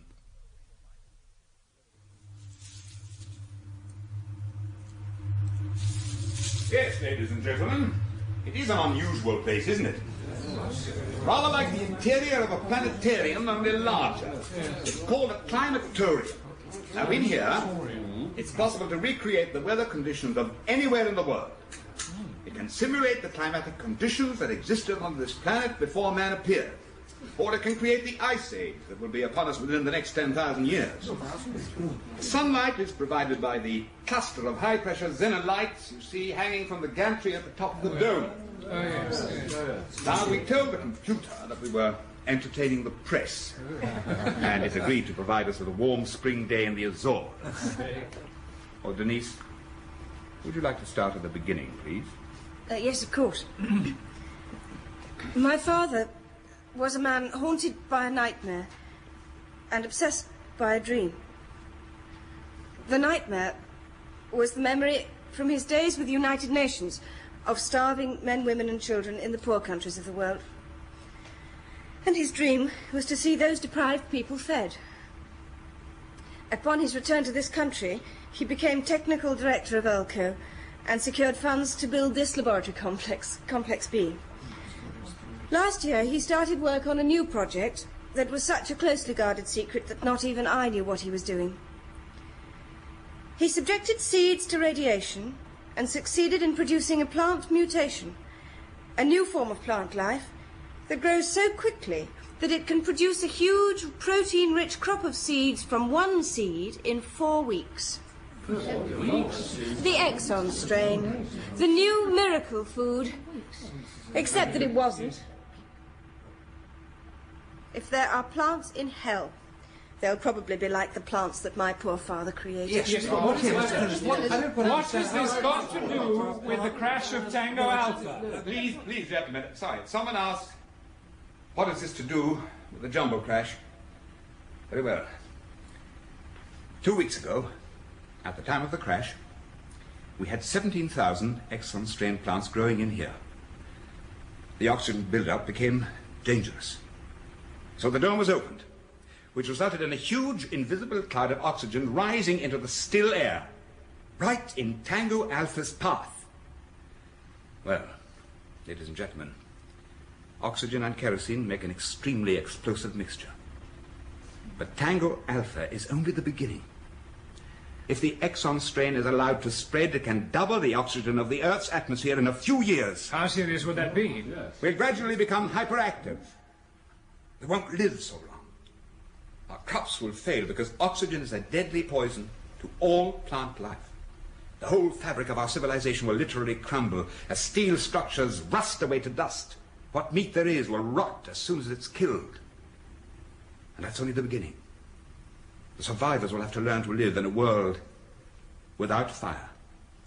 But the chances are that natural fires will finish them off anyway. The forests will be destroyed by lightning and will never grow again. You see, Ralph Exon realized that his plants would be the only living things on Earth at the end of the century. Is that why he killed himself? We don't know. But I do know that Daddy wasn't a coward. He created the Exon Strain, and we know that he was desperately looking for a way of destroying it. Can it be destroyed? Yes, if you people can persuade the government to take immediate action, but it has to be immediate. Birds adore Exon Strain seeds. They can sense them from miles away. They swallow them whole, and their body heat cracks the seed, which enables them to germinate rapidly once they've passed out of the bird's body. Now, we've removed the seed pods from the Exon strains growing in here, but the plants still have a strong smell, which is what we suspect attracts the birds. Now, just a moment. Can we have the roof open, please?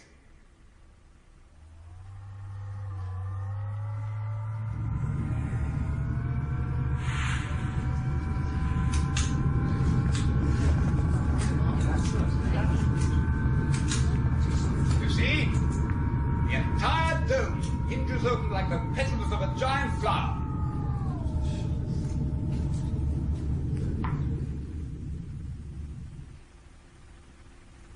Listen carefully.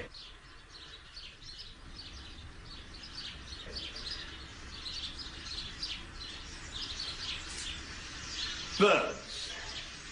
They sense the presence of the seeds.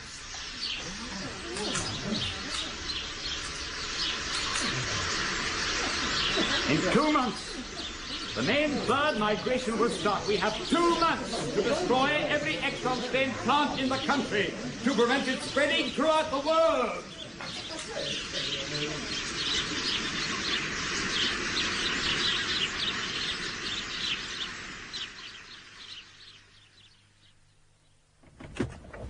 Well?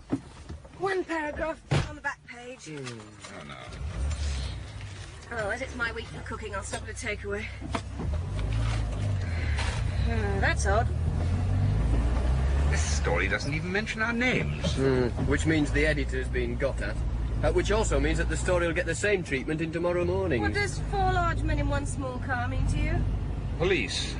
I wondered if you noticed them. Oh, I noticed them when we left Earlco, and they stopped when I stopped outside the newsagents. Do our police use foreign cars? When it suits them. Right. That is it. Denise, what are you planning to do to those men? I'm not having them sitting on our tail making snide remarks about my driving. She's waving them down and they're stopping. Crazy girl. Headstrong. Well, I suppose 4 of them can look after themselves. But why should the law be interested in us? Probably because I ignored this document. Take a look. When was it served? Before the press conference. Oh, hell. Well? Police. It figures. They want to arrest us. Quite polite, really. The older one has a sense of humour. Protective custody, he called it. We get the custody, they get the protection. What are they waiting for? Well, for me to get the car home, of course. They don't want the bother of being responsible for it. I like that. Max had this served on him this morning. It's an injunction forbidding us to go ahead with the press conference. Yes, as I'm the one named on the injunction, however. You two have nothing to worry about. Nothing to worry about? Have you any idea what they can do to us if they prove that we passed classified information to the press? Mr. Blowers, Prime Minister? OK, Edkin, toss him in. A disaster, Blowers. I did my best, Prime Minister. And your best is having them held by the police for 3 days. You said that it was essential that you had Exon's papers and that you didn't care what methods were used to get them. Legal methods, Blowers. I didn't say anything about breaking the law. You didn't say anything about not breaking the law. Damn it, I shouldn't have to. Technically, those papers belong to Earlco. Exon was their technical director and a company employee. If Earlco wanted those papers, their name would have had to have gone on the court order. You wanted their name kept out of this at all costs. How much longer do you think we can sit on the story? A week? 2 weeks? How much longer can we rely on editors to cooperate when they're on the phone day and night demanding to be allowed to go ahead? I suggest we keep the campaign against the plant at its present level. Posters outside police stations telling people not to take them home? No, we're going to have to do a lot more than that. If that plant is as big a menace as that scientist... Flinders says it is. Now, I've got a plan, which I want you to implement, but it's vital that you do everything in your power to keep Earlco's name clean and to avoid a lot of speculation into the reasons for Exon's suicide. That depends on how much power I have, Prime Minister. It'll be considerable, Blowers. Quite considerable. Someone's been in here. Don't be daft. Someone broke in here while we were in police custody. I sensed it as soon as I entered the room. What's the matter? Oh, Denise thinks we've had burly burglars rampaging through the house. She's probably right. All the papers in your father's desk have gone, Denise. Ah, no, it's all right. I locked them in the filing cabinet last week. We've had a cursory look at them, Denise, but they won't help solve the problem of how to deal with the Exon strain. I mean, your father never got that far. No, I'll see who that is. I'm going to go through them, document by document, until I find out why he didn't get very far, and why he was driven to suicide. Come through here. Will you help me, Max, please? Of course I will, my dear. Alfred Bloors, the Prime Minister's personal scientific advisor. He's come to offer a grovelling apology for the 3 days we've spent manacled to a dungeon wall. I'm sorry I wasn't at the police station when you were released. They looked after you? Oh, his crusts of stale bread were poked through the bars each morning without fail. Shut up, Howard. You'll be pleased to hear that the charges against you are being dropped. Oh, we guessed that an hour ago when the fuzz turned us out. At 3 p.m, the Prime Minister will be declaring a state of emergency to deal with the Exon strain, and the press will be authorised to go ahead with the story on the illegal press conference you held. There was nothing illegal Hold about... on a minute, Howard. So the government's finally woken up to the dangers. It was aware of them all the time. It just didn't want to be stampeded into premature action. So what action is it going to take now? That's up to you, Mr. Flinders. Your name has been suggested as the one to head the campaign to wipe out the Exon strain. Good Lord. As you were the one beating a big drum over the Exon strain, you were the obvious choice. Right. We'll start with the requisitioning of Elco's Complex B laboratories. That won't be possible. This doesn't involve Elco, and there are plenty of government-owned laboratories... What the hell do you mean?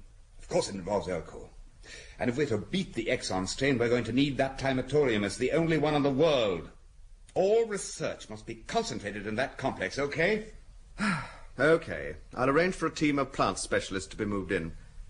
It might be an idea if all Exon's papers were handed over for them to look at. What papers? I understand that he did a lot of his work in this house. Oh, we used to do some work here late at night. Then it's likely that there could be valuable findings. You're absolutely right, Bloors. Looking through those papers will be my first priority. You'll be much too busy, Mr. Flinders. And you'll be too busy to stop me, Mr. Bloors. You see about requisitioning Complex B, and I'll be in touch in an hour to see about drafting those emergency regulations.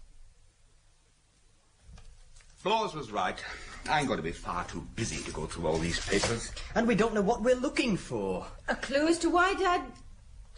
Oh, any clue, any paper that doesn't make sense. Here's an interesting carbon. A memo from your father, Sir Miles Stratton. Chairman of Elco. Yes. It is vital that you reverse the decision taken by the directors. What decision? Doesn't say, but it's dated a few days before he killed himself. We're going to have to put these papers in chronological order for the... Hello. There's an envelope from Elco head office. A memo from Sir Miles Stratton to Ralph Exon dated the day before Exon committed suicide. This must be the last of your father's papers. Dear Exon, I'm sorry, but the decision by the Board of Directors taken at their last meeting regarding Project D10 is to be implemented immediately. I wonder what he was talking about. What decision? I think I found it. Item 6 on the agenda. It was unanimously decided that Project D10 be abandoned forthwith. Action by Accounts Department. No more payments to be made to cover research costs for D10. Action by Mr. R. Exon. All papers, notes, specimens relating to D10 to be destroyed. All specialised laboratory equipment developed for D10 to be broken up and sold. All correspondence relating to D10 to be destroyed. Action by personnel. All research staff working on D10 that cannot be transferred to other projects to be made redundant. So that's why he killed himself. The funds he desperately needed to find a solution to the plant he had unwittingly unleashed on the world had been withdrawn. Hello? Yes, he's here. It's Bloers for you. He's calling from the climatorium. Yes, I'll take it. Yes, Bloers? Are you sure? Well, we never studied the videotapes that carefully. We'll be right over.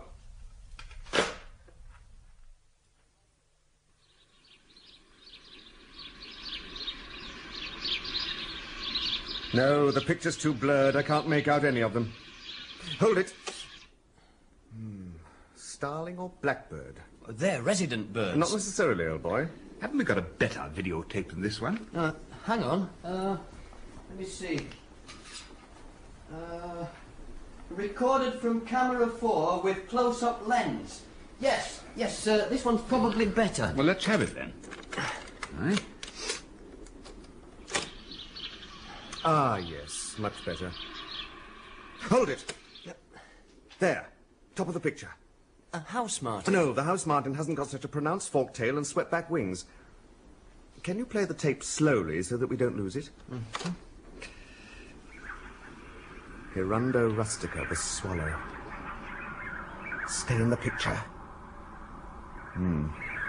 Definitely a swallow.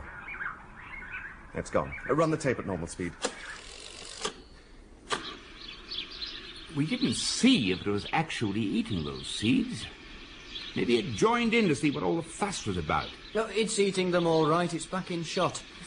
But the swallow is an insect feeder. Look, old boy. I'm only an amateur, but I'm pretty certain that those ornithologists will back me up tomorrow. It's true that the migrant birds are mostly insect feeders, but birds are great opportunists. They'll eat anything going. And it's known that the migrant birds switch from insects to seeds towards the end of the summer to build up their body fats for the long flight south. Well, Blawers, it looks as if you and I had better sit down and draw up that list of emergency regulations for the Prime Minister.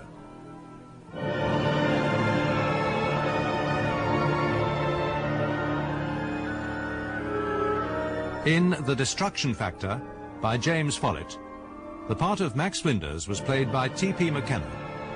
Howard Rogers, Paul Copley, Denise Exon, Rosalind Adams. Blowers, Michael Shannon, Craig, Noel Johnson.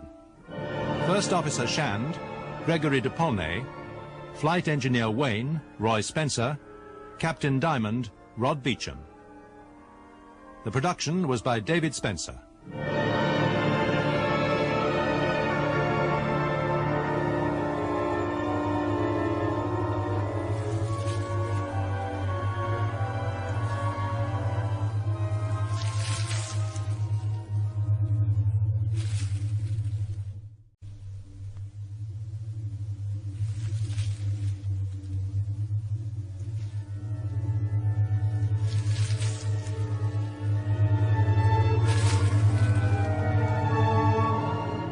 The Destruction Factor by James Follett, with T.P. McKenna, Paul Copley and Rosalind Adams.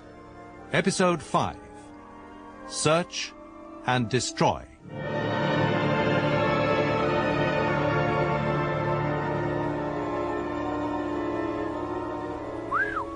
Number 5's going to cause a stir in legal circles. I'm not sure that my colleagues will agree to the concept of a minimum fine, Flinders. Certainly not one of this magnitude. Mr. Flinders thought it essential, sir. I tried So do I. Which means that I'll have to be extra persuasive. OK, I'm making a TV broadcast immediately after the Cabinet meeting. I dare say the media will be screaming for a spokesman after my broadcast, so you'd better stay in London for the rest of the evening, Flinders. Good evening. At midnight tonight, the government is introducing the toughest legislation this country has ever known to combat the gravest danger it has ever faced. Well, these were the words spoken by the Prime Minister in his unprecedented broadcast to the nation just before this programme. Unprecedented because Mr. Craig went on to say that the present campaign against the Exon Strain has been too timid, that it had been a case of doing too little, nearly too late. Stand by camera 3. Now, with me in the studio is Max Flinders, the scientist in charge of the new organisation Q3 set out to deal with the Exon Strain. Mr. Flinders, how would you answer those who say that these emergency measures are too harsh? The 10,000 minimum fine for the unlawful cultivation of the Exon Strain? Yes. For the benefit of those who missed the Prime Minister's broadcast, the new regulations give unlimited powers to the police and the army to destroy Exon Strain plants wherever they're found, and for massive minimum fines for those caught growing the plant. Well, the fine won't affect more than a handful of irresponsible people. The positive side of the new regulations is that the government will be paying a £2 reward for every one of these plants taken to a police station. Yes, indeed. But do you not feel that the concept of automatic minimum fines is contrary This plant is contrary to life on this planet. It's the government's belief that £2 per plant is sufficient incentive for people to go out, search for Exon Strain plants and take them to their nearest police station, where they will be paid immediately. Starting tomorrow? Starting at midnight tonight and continuing for 3 weeks until midnight on the last day of July. So the plant is safe to touch? Perfectly safe. How many plants are there growing wild in the country? That's a tough one. It could be as little as 10 million, or as many as 100 million. So stamping them out is going to be an expensive business? The cost is the least of our worries.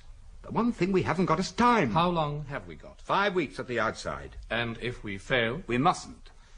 But there's always the remote possibility, if is there not? we fail to eradicate this plant, it won't be a disaster for just this country or even the countries of the European community. It will be a planetary catastrophe that not even the combined resources of all the member countries of the United Nations will be able to combat.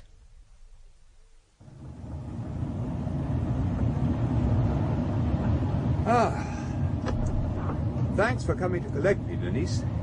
I saw the broadcast in the reception. You think I went over the top? No, Max. I finished going through Dad's papers. Oh. Anything? The Elco board of directors knew nothing about the danger from the plant when they pulled the rug from under him. Which makes me all the more determined to find out why they did it to him. It drove him to suicide.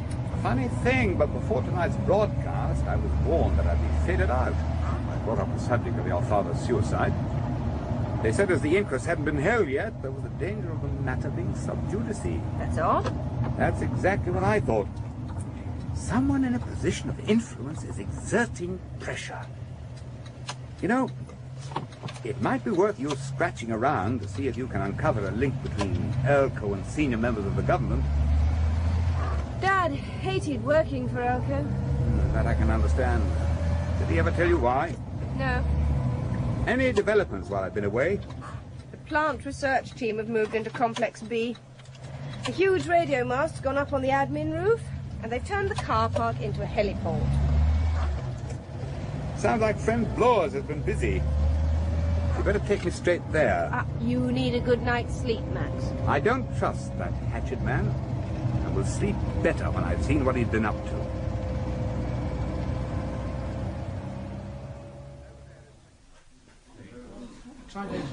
And over there is Section 10, who will be processing information from all police stations on where plants are found and quantities they're found in. Very good, Blores. Why was the Elco sign taken off the roof? Section 11, helicopter communications. Section 12, police liaison, in case there's trouble the police can't handle. With the plants worth £2 each, there could be dust-ups between landowners and search parties. You've done a first-class job, but why was the Elco sign taken down? We requisitioned the place on your instructions. It's no longer under Elco control. You mean Elco didn't want their name to be picked up day after day by a permanent squad of TV cameras? Who asked you to take it down? It was my idea. I put Howard Rogers in charge of the climatorium, as he knows how it works. And he agreed? Oh, yes. He's working in there now on an idea of his for a machine to detect the plants from the air.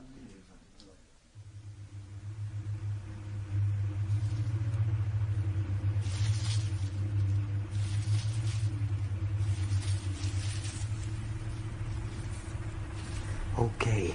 Now switch on. We'll try it at low amplification first.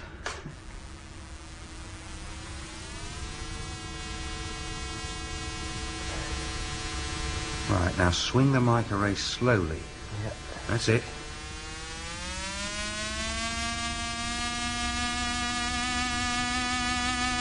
It works. Now, let's not open the champagne just yet. Now move the mics to one side.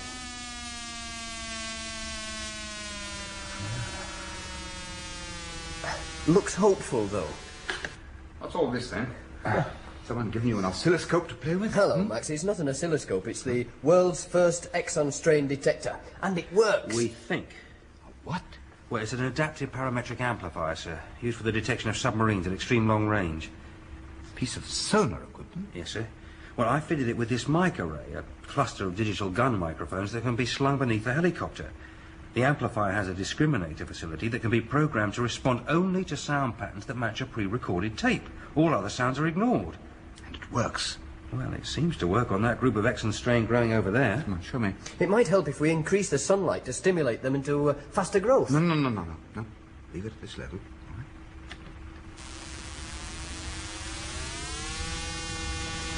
Right, you see those random dots on the screen? Now, all the operator has to do is tune them into a straight line, like so. And then you read off which microphone you're getting the response from. Now, mic 6, and as you can see, mic 6 is pointing straight at those exons. This is incredible. Will the noise of the helicopter have an adverse effect on the detector's sensitivity? I don't know, but I doubt it. I mean, the microphones are only interested in sounds originating from where they're pointing. I read about these super-sensitive sound detectors. I thought a few of them might be ideal for screening inaccessible parts of the country. Rubbish. Eh? If this thing works, I shall need 500 models to screen the entire country. Well, this is the only one in existence. Friend Blower's requisitioned it from the Navy. If we can make one, we can make 500. How long have you been without sleep? Oh, about 15 hours, I suppose. Can you manage another 2? There's a Sea King helicopter in the car park. It's been placed at my disposal. Get this thing installed temporarily, then get some sleep. We'll go out first light to test it.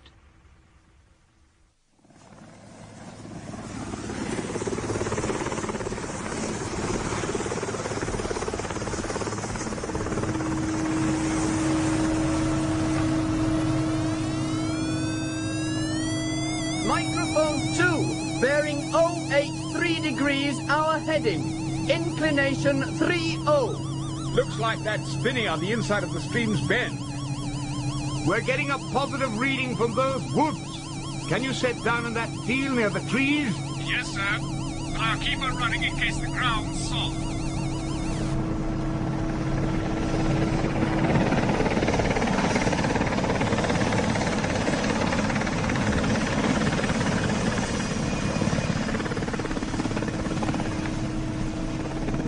We're going to reconnoiter those woods.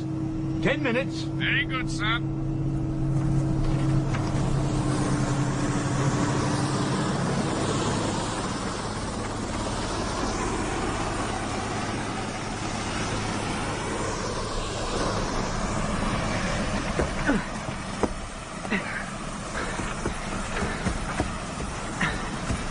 It's probably a whole colony.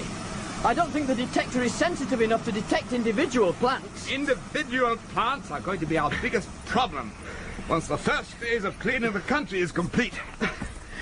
It looks pretty dense in there. Shall we look for a path? Now we'll go straight in. You're not frightened of a few nettles, are you? Listen. Come on! Oh, damn tree roots everywhere. This slope must lead down to the stream. Would there be enough light in there for them? Plenty. Hold it! What? On your left. That clearing. Oh, hell. If that's typical of the country, then we're too late. How many do you reckon? Couple of thousand? I wouldn't even like a guess. Let's take a closer look. Down! Some idiot thinks we're rabbits or something. Hey! You nearly killed us! I'll make sure next time if you don't get off my land. I'll give you 5 seconds to get moving. What? 1. Listen, you idiot! I'm a government scientist investigating the trespassing after those plants. Oh, mine. It's your duty to take them to your nearest police station, you hear me? That's what I'll be doing as soon as my men arrive. Us and no one else. So clear off. Gee, come on. Come on, let's do as he says. I'm not letting some lunatic.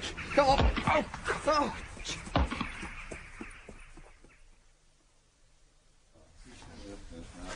Each pin represents 1,000 plants handed in.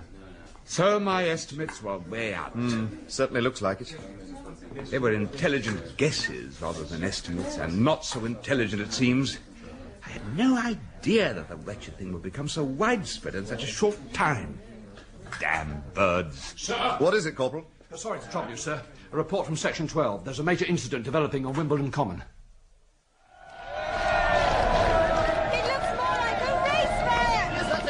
What it's turned into! Helicopter Red 6 reports that the police are in trouble near the lake, sir. 6 constables are in trouble.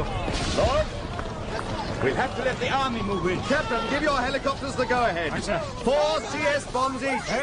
Hello, Red 4 to Red 8. 4 CS bombs on main crowd.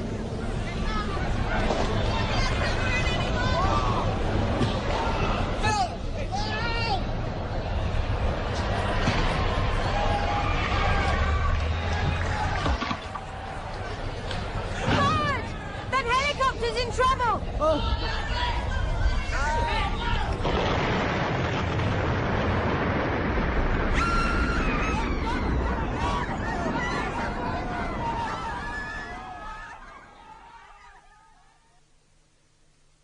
Seven police officers, an army helicopter pilot, and 27 civilians. 35 people killed. in the worst civil disturbance in this country in years. Prime Minister, no one would have been killed if that young thug hadn't fired a shotgun at the helicopter. Yes. As many as that. Okay, I'll tell them. Surprise, surprise. Your operations room have just phoned through the final figures for the number of plants handed in today. 8 million. What have you got to say to that, Mr. Flinders? It's far too early to draw conclusions. Let's see how this phase goes before we close down schools, offices, and factories. Supposing we succeed in destroying every plant in the country, what about the seeds that we miss, and the birds miss? Won't they germinate next spring and start the trouble all over again? No, Prime Minister. We've discovered that the seeds decay rapidly if they don't germinate within 3 weeks. The Exon Strain is a leguminous plant, the same order as peas and beans, the first frost or near frost, and it's dead.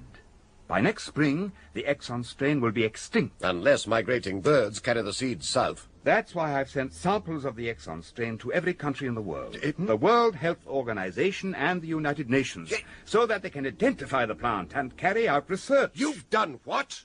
Who gave you the right to do that? You did. You said I was to wipe out... Did you know about this, Blowers? No, sir. It's the first I've heard about it. There was no danger, gentlemen. They were sent in sealed containers. I don't give a damn what they were sent in. By doing that, you've as good as told the world that we don't have a solution to the Exon Strain. I'm not trying to take power away from you, Prime Minister. You'll find that the Exon Strain will do that very nicely without help from me, if you try to keep this a domestic issue. If you want my resignation, you can have it. If you don't, and I'm not given a free hand, you'll have it anyway. Yes, I have your P24s for you. Day 2, 6.1 million. Day 4, 4.6 million. And 3.2 million plants handed in so far today. The trend is definitely downwards. It doesn't mean a thing, Denise. I expected the figures to dive to almost zero on day 2. Oh, you're getting too pessimistic in your old age, Max. The helicopters fitted with Exon detectors are proving to be a huge success, and 30 more going to service tomorrow. How are things going with the new ultra-sensitive detector? Oh, Howard went off this morning in a helicopter to test the prototype in mountainous regions. Still nothing from the climatorium? They're saying they might be able to come up with a selective weed killer in 6 years, not 6 days. Yes, I can understand how they feel. Oh, excuse me, miss. Oh, yes, Corporal. A report from Section 11, miss. A Lynx chopper that should have refuelled at Bath an hour ago hasn't showed up or radioed its situation. Well, should that concern me? Well, the helicopter is Charlie 7, miss. Captain Dyer said that I was to tell you. Charlie 7? That's right, miss. The one Mr. Howard Rogers is aboard.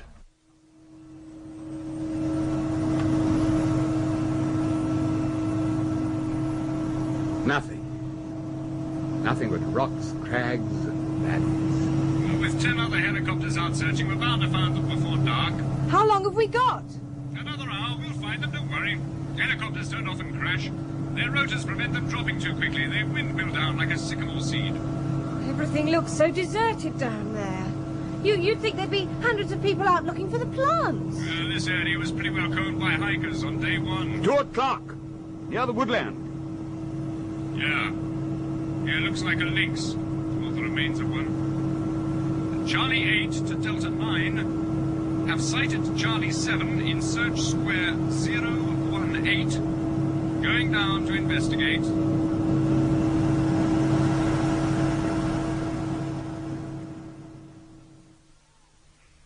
Howard! Howard! Well, here's the pilot.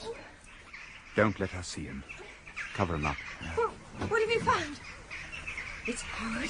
You found Howard? No, Denise, it's not Howard. I swear it's not Howard. Then where the hell is he? We'll find him when the relief helicopter arrives. No.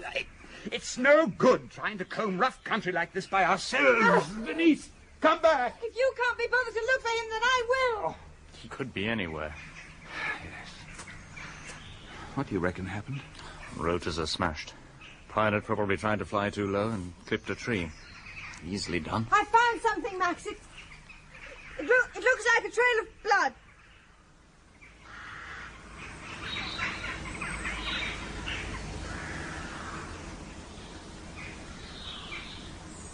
Howard! Howard! Howard! Howard! We'll have to separate. Pick up the trail again. You check that clearing while I circle round. Give a shout if you find anything. It's okay.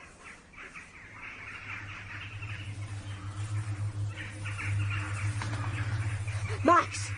Quickly! What's the matter? I don't believe it. Look. Oh, hell. It can't be one, Max. It's too big. They don't grow to that size. Well, this one has. Max, it's impossible. It's real, all right. Another one over there, and another one.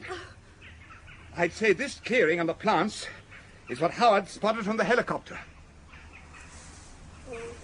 Shh! Howard! Howard! Howard! He's here. Max! What? Max! Howard? Howard, it's Denise. Can you hear me, darling? Max, look at the colour of his face. Looks like he's lost a good deal of blood. Darling. No. Don't try to move him. He will be all right, won't he, Max? Here's the relief helicopter. There'll be a doctor and stretcher on board. We'll be able to fly him straight to hospital.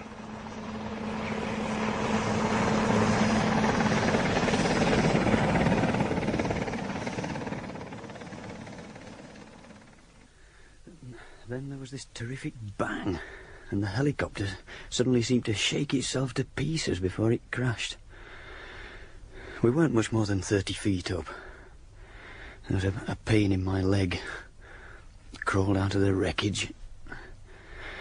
The first thing I saw was the pilot. I could see there was nothing I could do for him. So I thought I'd try and find the clearing. You'd seen it from the air? Thought the plants were a trick. You've seen them? 20 of them. The tallest one was over 8 feet high. 8 feet? So, what are they? We don't know yet. We'll have to see if the seeds replicate their parents. But it looks as if the Exon Strain has produced its first hybrid. In other words, we might have a super Exon on our hands. We're not interested in understanding it. Your job is to destroy it. Project the daily figures forward and we'll still be uprooting those damned plants by the million at the end of October when the birds have left. And now you tell me you've discovered a colony of giant Exons growing happily in Wales. Aren't you ever the bearer of good news? Well, we're having a fine summer, which is likely to delay the main migration. And if it turns foul, which isn't exactly unknown, the damn birds will hop it early? Yes. Thanks for the good news. I'm trying to be honest with you, Prime Minister. We don't have the answer, but I'm 100% sure that we will. The problem is not whether or not we can produce a selective herbicide. It's whether it can be produced quickly enough in sufficient quantities to spray the entire country by mid-September at the very latest. Now, I suggest you set up an operational research team to look at the logistic problems, the number of helicopters that will be needed and so on. Because you might discover that you'll have to swallow your national pride and go cap in hand to the United Nations. Back to the climatorium, Denise. Don't you think you ought to have a night's sleep, Max? Politicians. Bah! Do you know the first thing he said to me? He waded straight in, saying he had grave doubts about my ability to solve the problem. Ah, he made himself objectionable. He didn't make himself objectionable. He is objectionable. I don't think so, Max.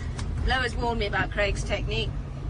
When he wants something done by someone, he deliberately makes himself unpleasant by suggesting it can't be done. Then that someone tries to prove him wrong by doing it. Something else I found out. Right. Craig is an old friend of Alco's chairman, Sir Miles Stratton. Oh, Denise, I'm sorry, but I'm not interested at the moment, really. No, but Alco makes substantial yearly cash gifts to Craig's party. No secret. It's in their annual accounts. £500,000 quid. £500,000? Wow. Every June. Except this year. For some reason, Alco have withheld payments. Well. I see. Now, that is interesting. Something for you to sleep on. I'm taking you home. The climatorium, young lady. I want to see how the seeds of those Welsh plants are doing.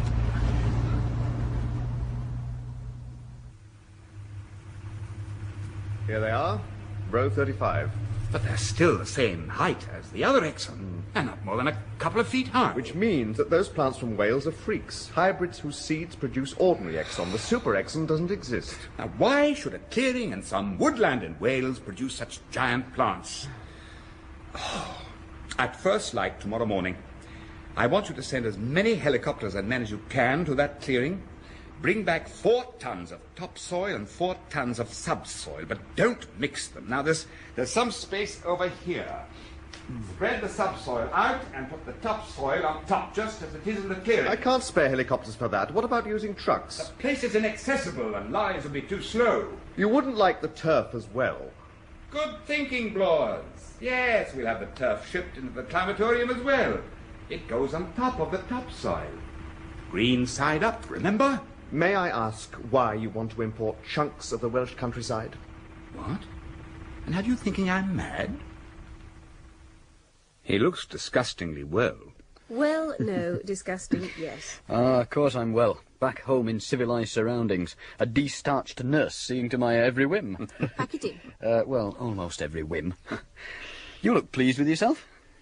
Yes, well, at last I feel I might be about to achieve something. Yes, that's how I felt first thing this morning, but she wouldn't play ball. I won't be a minute. Make sure he eats his breakfast, Max. All right. Why don't you two get married? Why plan for a future when there might not be one? Oh, I can't eat this stuff. I don't suppose you can remember much about that clearing. Not really. All I can remember is falling into rhododendron bushes. My leg was hurting so much I could hardly see where I was going. Why? Did you say rhododendron bushes? It's our beloved Alfred Blowers with an odd message for you, Max. He says your little piece of Wales is ready, and what shall he do with it? Tell him to plant a couple of dozen Exon Strain in it. Now, think carefully, Howard. Are you certain it was a rhododendron you fell in? It's something that I felt was far too important to come to you with a bag. That's why I returned to London on the first available Concorde. It's about those plants that Max Flinders sent to every member country. Oh, don't look so surprised. I guessed there'd be squawks sooner or later. So what's being hatched in New York? There's a small investigating committee reporting direct to the Secretary-General.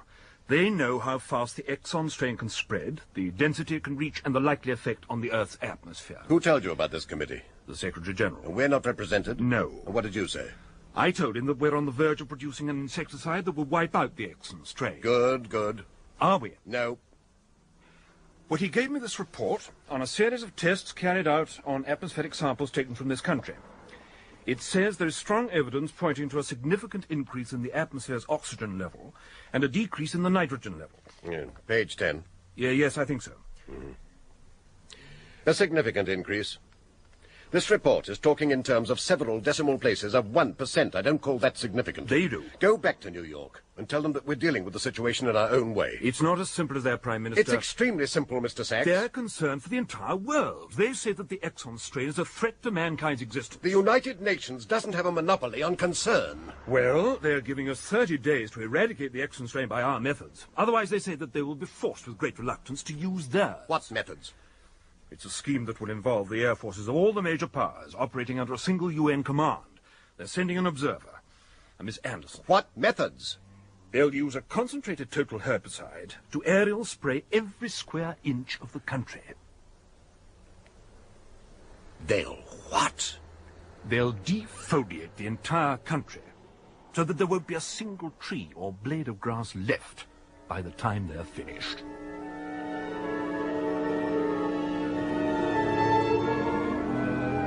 In The Destruction Factor by James Follett.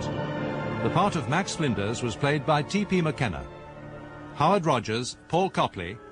Denise Exon, Rosalind Adams. Craig, Noel Johnson. Blowers, Michael Shannon. Television presenter, Henry Knowles. Producer's assistant, Mary Elliott Nelson. Climatorium technician, Rod Beacham. Helicopter pilot, Peter Wickham. Farmer, Roy Spencer. Corporal, Gregory de Paulnay. And Sax, Dennis Gosher. The production was by David Spencer.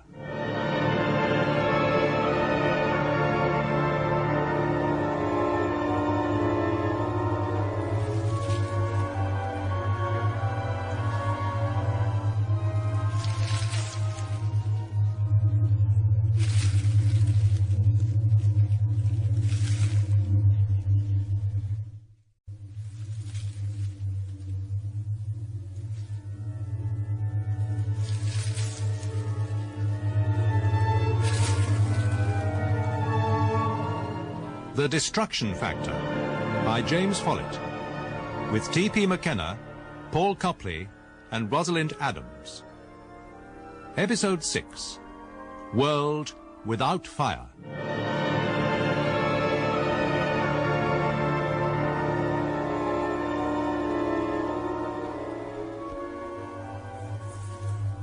But Max, they can't be ordinary Exon Strain. They're well over 6 feet high. They're just like the ones I found in the clearing. Tell him, Alfred. They've been grown from ordinary Exon seeds. The difference is that they're growing in soil that was taken from the clearing in Wales, where you found the giants. So the soil's unique? Different. For one thing, it's very acid, with a pH level of 4. That's why rhododendrons were flourishing. They like acid soils. The other thing is that the soil is extremely rich in one particular trace element, copper. And that's the one trace element that the Exon Strain likes. Acid soils make more copper available to plants than they would be able to get with the neutral soil that all farmers aim for. You see, we've been looking at the problem the wrong way round. These giants are normal Exon Strain plants, and the 2-foot-high average height plants that grow throughout the country are poor, stunted things. Normal? These? Take a look at these Exons over here. Oh, they're dying, aren't they? Better than that, they're dead. We made up an ordinary soil for them, but we left out copper. We've done what I said we would do. We found the Exon Strain's Achilles heel. All we need now is Paris's arrow. I'm sorry, Prime Minister. I'm not being rude to Miss Anderson, but I'm astounded that the UN should even consider such a barbaric plan. I agree, Flinders. Please, gentlemen, we agree it's barbaric, but what alternative is there? None. Defoliation of this country is the only guaranteed method of being absolutely certain of destroying the Exon Strain. It's a terrible thing to have to do, but there's no choice. The operation starts on the 1st of September and will be followed by massive food aid. Already ships are being prepared. But we have informed the Secretary-General that Mr. Flinders and his team have discovered a way in which the plant can be destroyed. Yes, this herbicide you sent us samples of. You say it was developed last year by Earl Coe and is still experimental, yes? It's not a herbicide in the strict sense of the word. It's a sequestering agent. That is, it isolates excessive trace elements in the soil. It was originally developed by Earl Coe for use in those parts of the world which have excessive trace elements in their soil. Yes, I understand, Mr. Flinders. An excess of trace elements can lead to poor crop yields just as a deficiency can. The point is that we can treat the entire country with sequestron and so eliminate the Exon Strain completely. The winter will finish off the odd Exon that is missed, and the only crops we lose are those that depend on copper. Nothing compared with the appalling ecological damage that defoliation will do to the country, Miss Anderson. Now, we're about to switch every chemical plant in the country over to sequestron production. It can't be done, Mr. Prime Minister.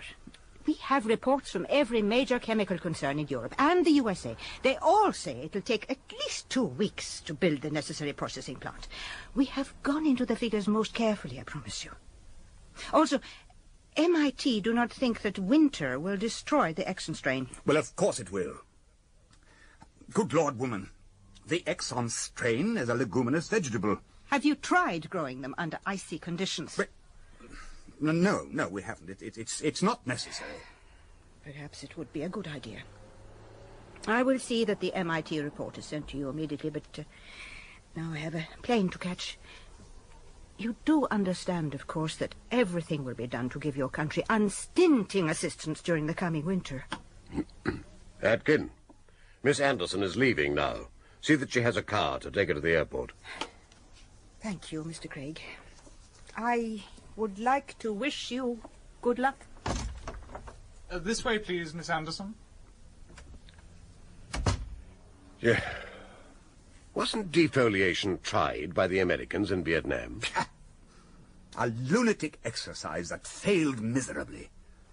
Destroying the top growth of the jungle to do away with cover for the Viet Cong merely allowed sunlight to reach the jungle floor, where it stimulated lush undergrowth that gave the Viet Cong more cover than they had before. Now there's so much ground cover that the trees can't re-establish themselves. The birds and wildlife that depended on the trees have been driven away. And the parasites the birds fed on have multiplied.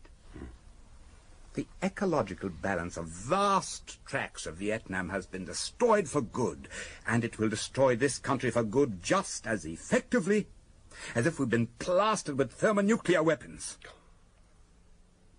Can you even begin to imagine what the countryside will look like with nothing green growing? Absolutely nothing. I've tried. And consider the after effects.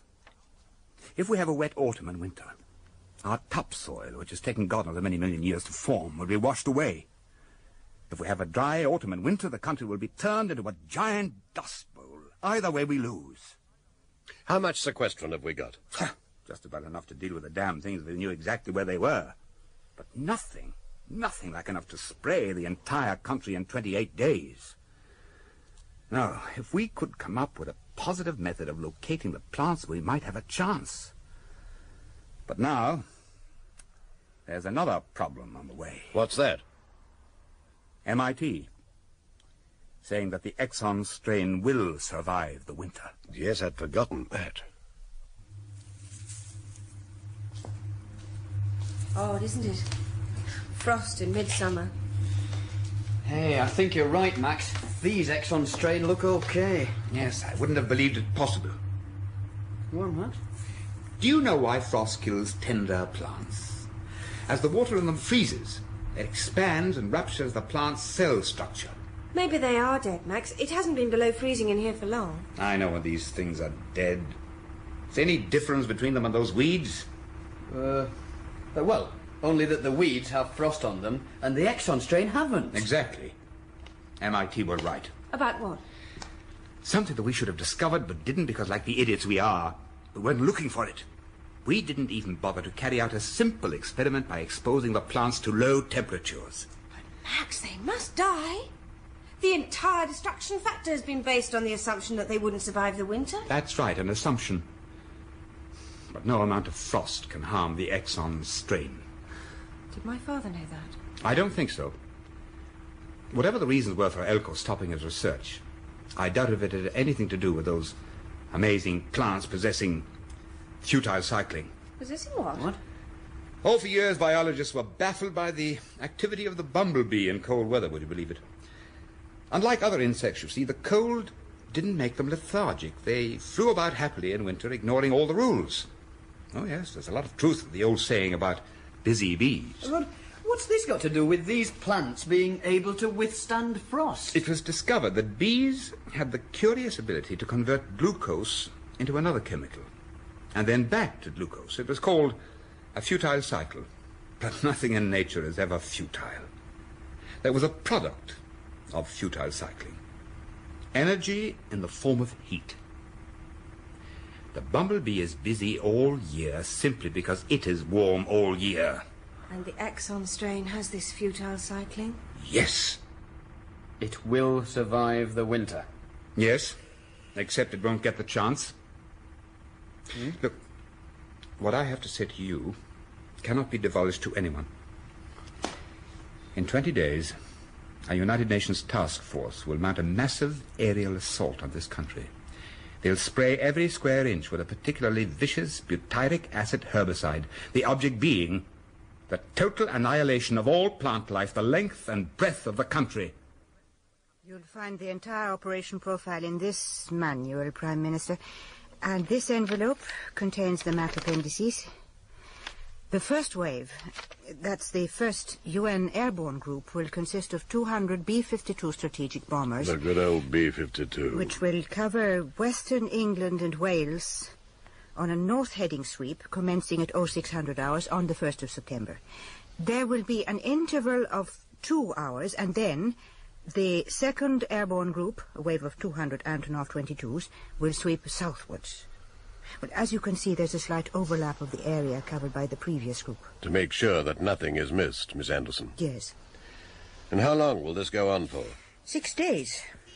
The zones have been carefully worked out so that the evacuation program can be carried out with the minimum inconvenience.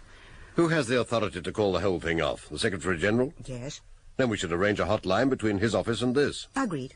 But I must warn you, Prime Minister, that he can only call off the operation if you can come up with an alternative method of dealing with the Exon strain by the 1st of September. We're terribly sorry that this should have to happen. I suppose we can't blame the United Nations. What's one country when the entire planet is threatened? When will you make the announcement? I'm having a meeting with my colleagues in half an hour. Don't you even have a vague plan for destroying this plant? Miss Anderson, the only scheme that exists is yours. We have nothing.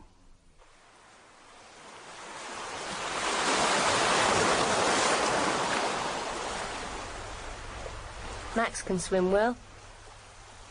I wish you wouldn't trickle hot sand on my tummy, Howard.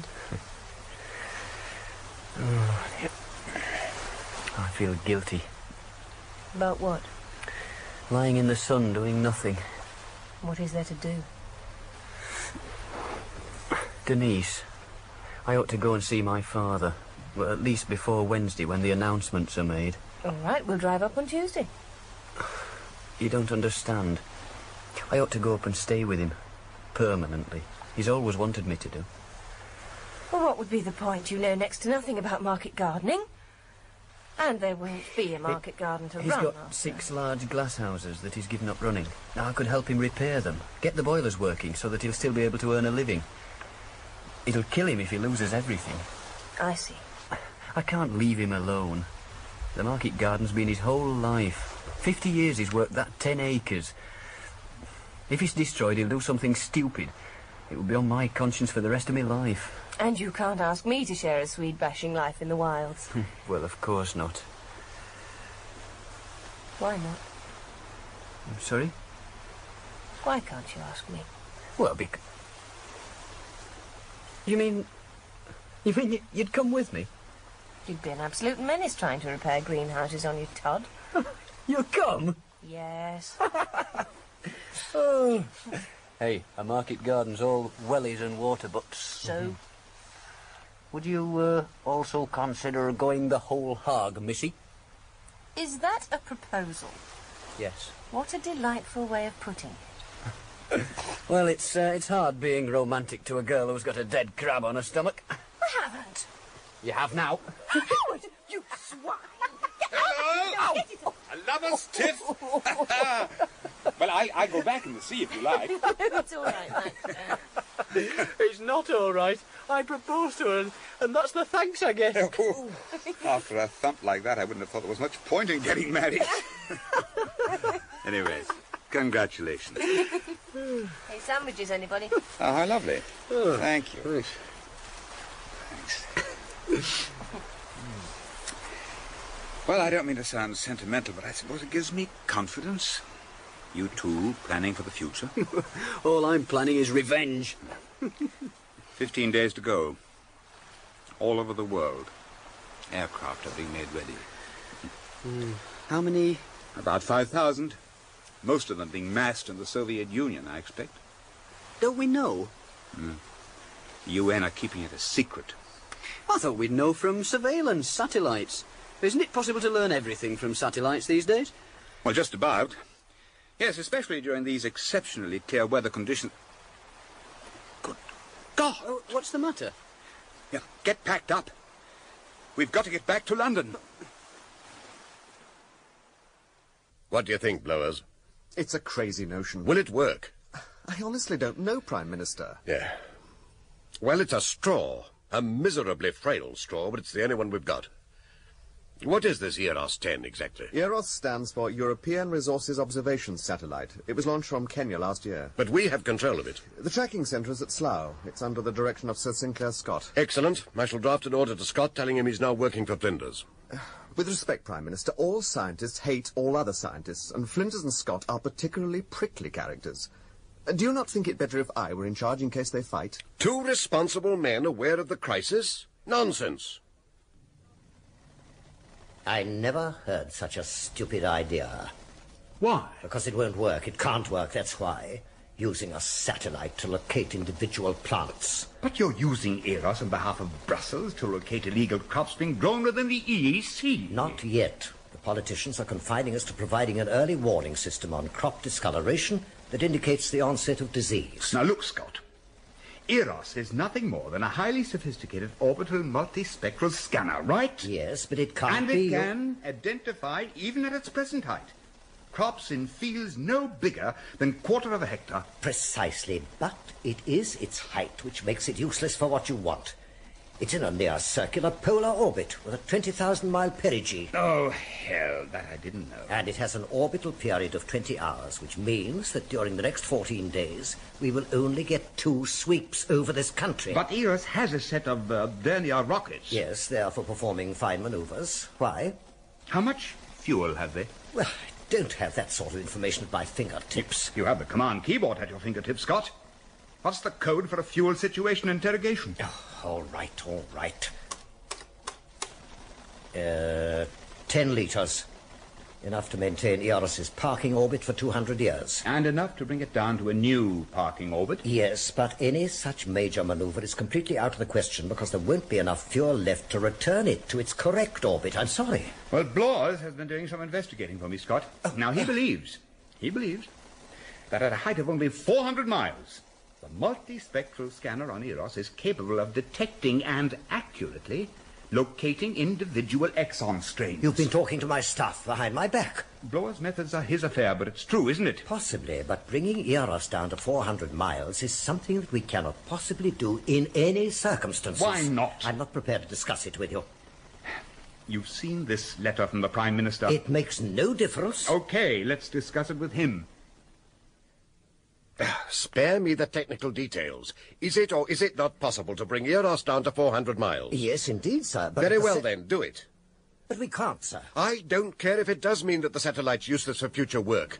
If we can show the UN's observer that we have a viable alternative scheme to locate and destroy every exon strain in the country within 10 days, then they will cancel the defoliation operation. Bringing Eros down to 400 miles will mean that it will be so low, it will be orbiting the Earth once every 88 minutes. That's what Flinders told me. Fine. That's the height that will give the computers the resolution they need, and it means a dozen passes over the country instead of 2, correct? We don't know for sure that the scheme will work, sir. And besides, an 88-minute orbit is at the critical height whereby drag from the Earth's atmosphere will cause rapid orbital decay. The satellite will re-enter the atmosphere... And burn up. So what? It will have served its purpose. Satellites are expendable. Prime Minister, Eros 10 is 4 tons of extremely compact hardware. It's unlikely that such a large satellite would burn up completely. Okay, so there's a 1 in 10 million chance of a lump of debris causing damage. I'm ordering you to go ahead. Then you don't know what Eros 10 uses for its power supply? No, and I don't care. It's a miniature SNAP-8 nuclear reactor that was purchased from the United States on the understanding that it would be used only in a satellite that was positioned in a safe parking orbit above 10,000 miles. If Eros 10 is brought down to 400 miles, it will break up on re-entry and release 110 kilos of enriched, highly radioactive uranium into the environment.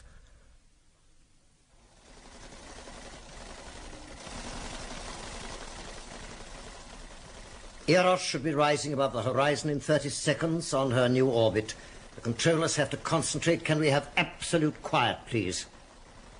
Naturally, there'll be an unholy row when it comes down. And we'll probably have to fork out a fortune in compensation and the cost of finding all the bits. Yes, rather that than defoliation. Exactly. The delay was getting our attractive UN observer over there to agree. Miss Anderson is the most powerful person in the country at the moment. She'll be the one who'll advise the Secretary-General to call off the defoliation operation. Or tell him to go ahead. Yes. The maneuver to bring Eros down to 400 miles has been successfully completed. We'll start the scanners in 3 minutes. Congratulations, gentlemen. The first hurdle is over. So it seems. How many orbits will you need to scan the entire country? 7. And how does the system work, please? Well, basically, the pictures are fed in digital form into the computer, which has been programmed to respond only to the spectrum. The light pattern, that is, of the Exon Strain. The computer will then oblige us by providing a neat printout that lists the exact position of every individual Exon Strain in the country. Even those growing under trees? Mr. Anderson, you see, when that line printer starts churning out its lists, You can be the first to tell a helicopter crew exactly where they'll find the first plant.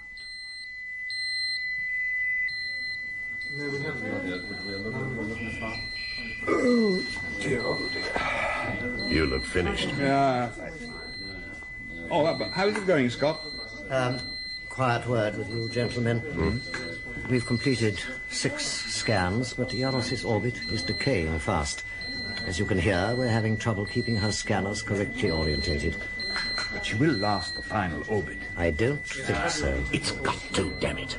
We've got to get a 100% scan of the entire country. Otherwise the UN go ahead with the defoliation operation. We're doing our best, sir. What is the matter with the satellites? The first results. It's working. It's actually working. Look at them. Thousands of entries. Oh, there you are, Miss Anderson. Now, sit yourself down at the console. That's it. Now then, that's the map. This number? That's the one. Hold on. Section 55. That's Semin Cove, near Land's End. And the nearest unit is helicopter Charlie 8. Now, here we are, Miss Anderson. Punch out Charlie 8's channel. Eros, control to Charlie 8. Do you read? Over. Roger, Eros Control. This is Charlie 8 reading you loud and clear. Over. Stand by for the grid reference, Charlie 8. It's so close to you, there's no need for you to take off. You can walk to it. Over. Roger, Eros Control. Standing by. Over. That's the number. She's just speaking my voice. Hello, Charlie 8. Grid reference reads as follows: 27073940. Over. Roger, Eros Control. Grid reference reads 270739440. Stand by. It's only 50 yards from where they are. What will have to be proven from all these map references is that Eros has the ability to detect single plants, not merely colonies of the plants. It's 100% certain that all the colonies have been located and destroyed, Miss Anderson. It sounds as if your satellite is in trouble. Oh, we've just received a signal from NORAD. The Canadians don't think Eros will survive another orbit. They've timed the last orbit at 87 minutes 30 seconds. Is that bad? It's slowed down significantly.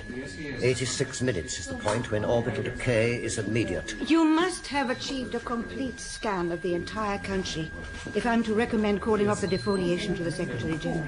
He's made it absolutely clear that I must have no doubts whatsoever that you can locate every plant.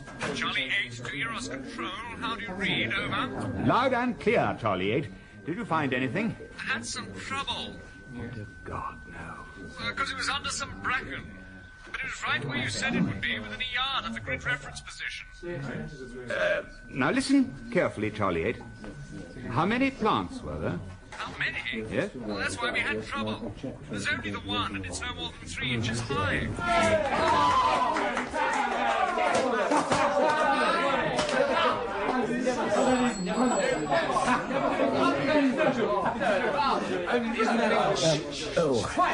Yes. Yes, that's correct. Yes, we lost all telemetry a few seconds ago. Yes, thank you. Please keep me informed. That was NORAD. Eros is now burning up in the upper atmosphere. NORAD are tracking the debris and are predicting that they'll impact in polar regions, which means we've lost our final scan. I'm extremely sorry, gentlemen. Believe me, very sorry indeed. If this could have ended any other way. If I could use the phone, please. Operator, I wish to put a call through to New York. I have a special number for you. Now, let's just wait a minute. I'm sorry, Prime Minister, but I have to make that call. Flinders, what area of the country have we lost by not having that last scan? East Anglia. One of your most fertile regions, yes? And one of the flattest. We now know where every Exon Strain in the country is except East Anglia. So we concentrate all our audio detector-equipped helicopters in that region to hunt for the Exon Strain and deploy all our other conventional forces throughout the rest of the country to destroy individual plants in their known locations. Is that feasible, Mr. Flinders? Yes, we'll fly you over East Anglia today, Miss Anderson. And you'll be able to see for yourself just how easy it will be to eliminate the Exon Strain. Well, The telephone's there, Miss Anderson, if you want to use it. What's the flame gun for? My last task is to ensure that every Exon Strain in this climatorium is destroyed. They're the only ones left, aren't they? The only ones left in the world, Denise. It doesn't seem possible. It's like a bad dream. Do we have to burn them all? Couldn't we just save a few to continue Daddy's work? Do you think he would want us to take that risk, Denise? No. Do you know why Urkel stopped his research? Because beans and peas fertilize the soil they're growing in by fixing nitrogen in that soil. And the Exon strain fixed huge quantities of nitrogen. You see, the Urkel board thought it would ruin their entire fertilizer industry. The final irony about the whole business is that we'll have bumper crops next year. Well, that's it. No more Exon Strain. Oh, there's one there you missed. Here. The last one. No. Let me do it. Give me the flame gun. Thank you.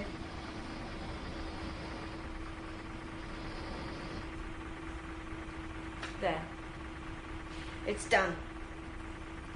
Now, take me home, please, Howard.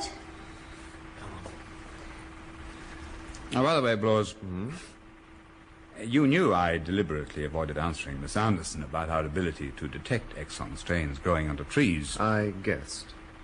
We need time desperately. I ought to thank you for keeping quiet, but I'll save it for next year, when we know for certain if we really have beaten them.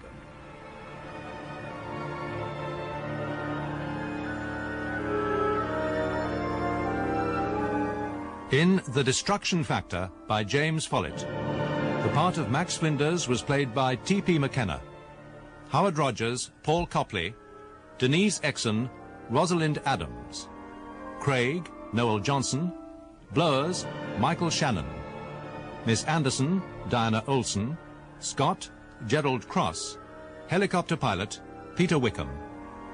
The production was by David Spencer.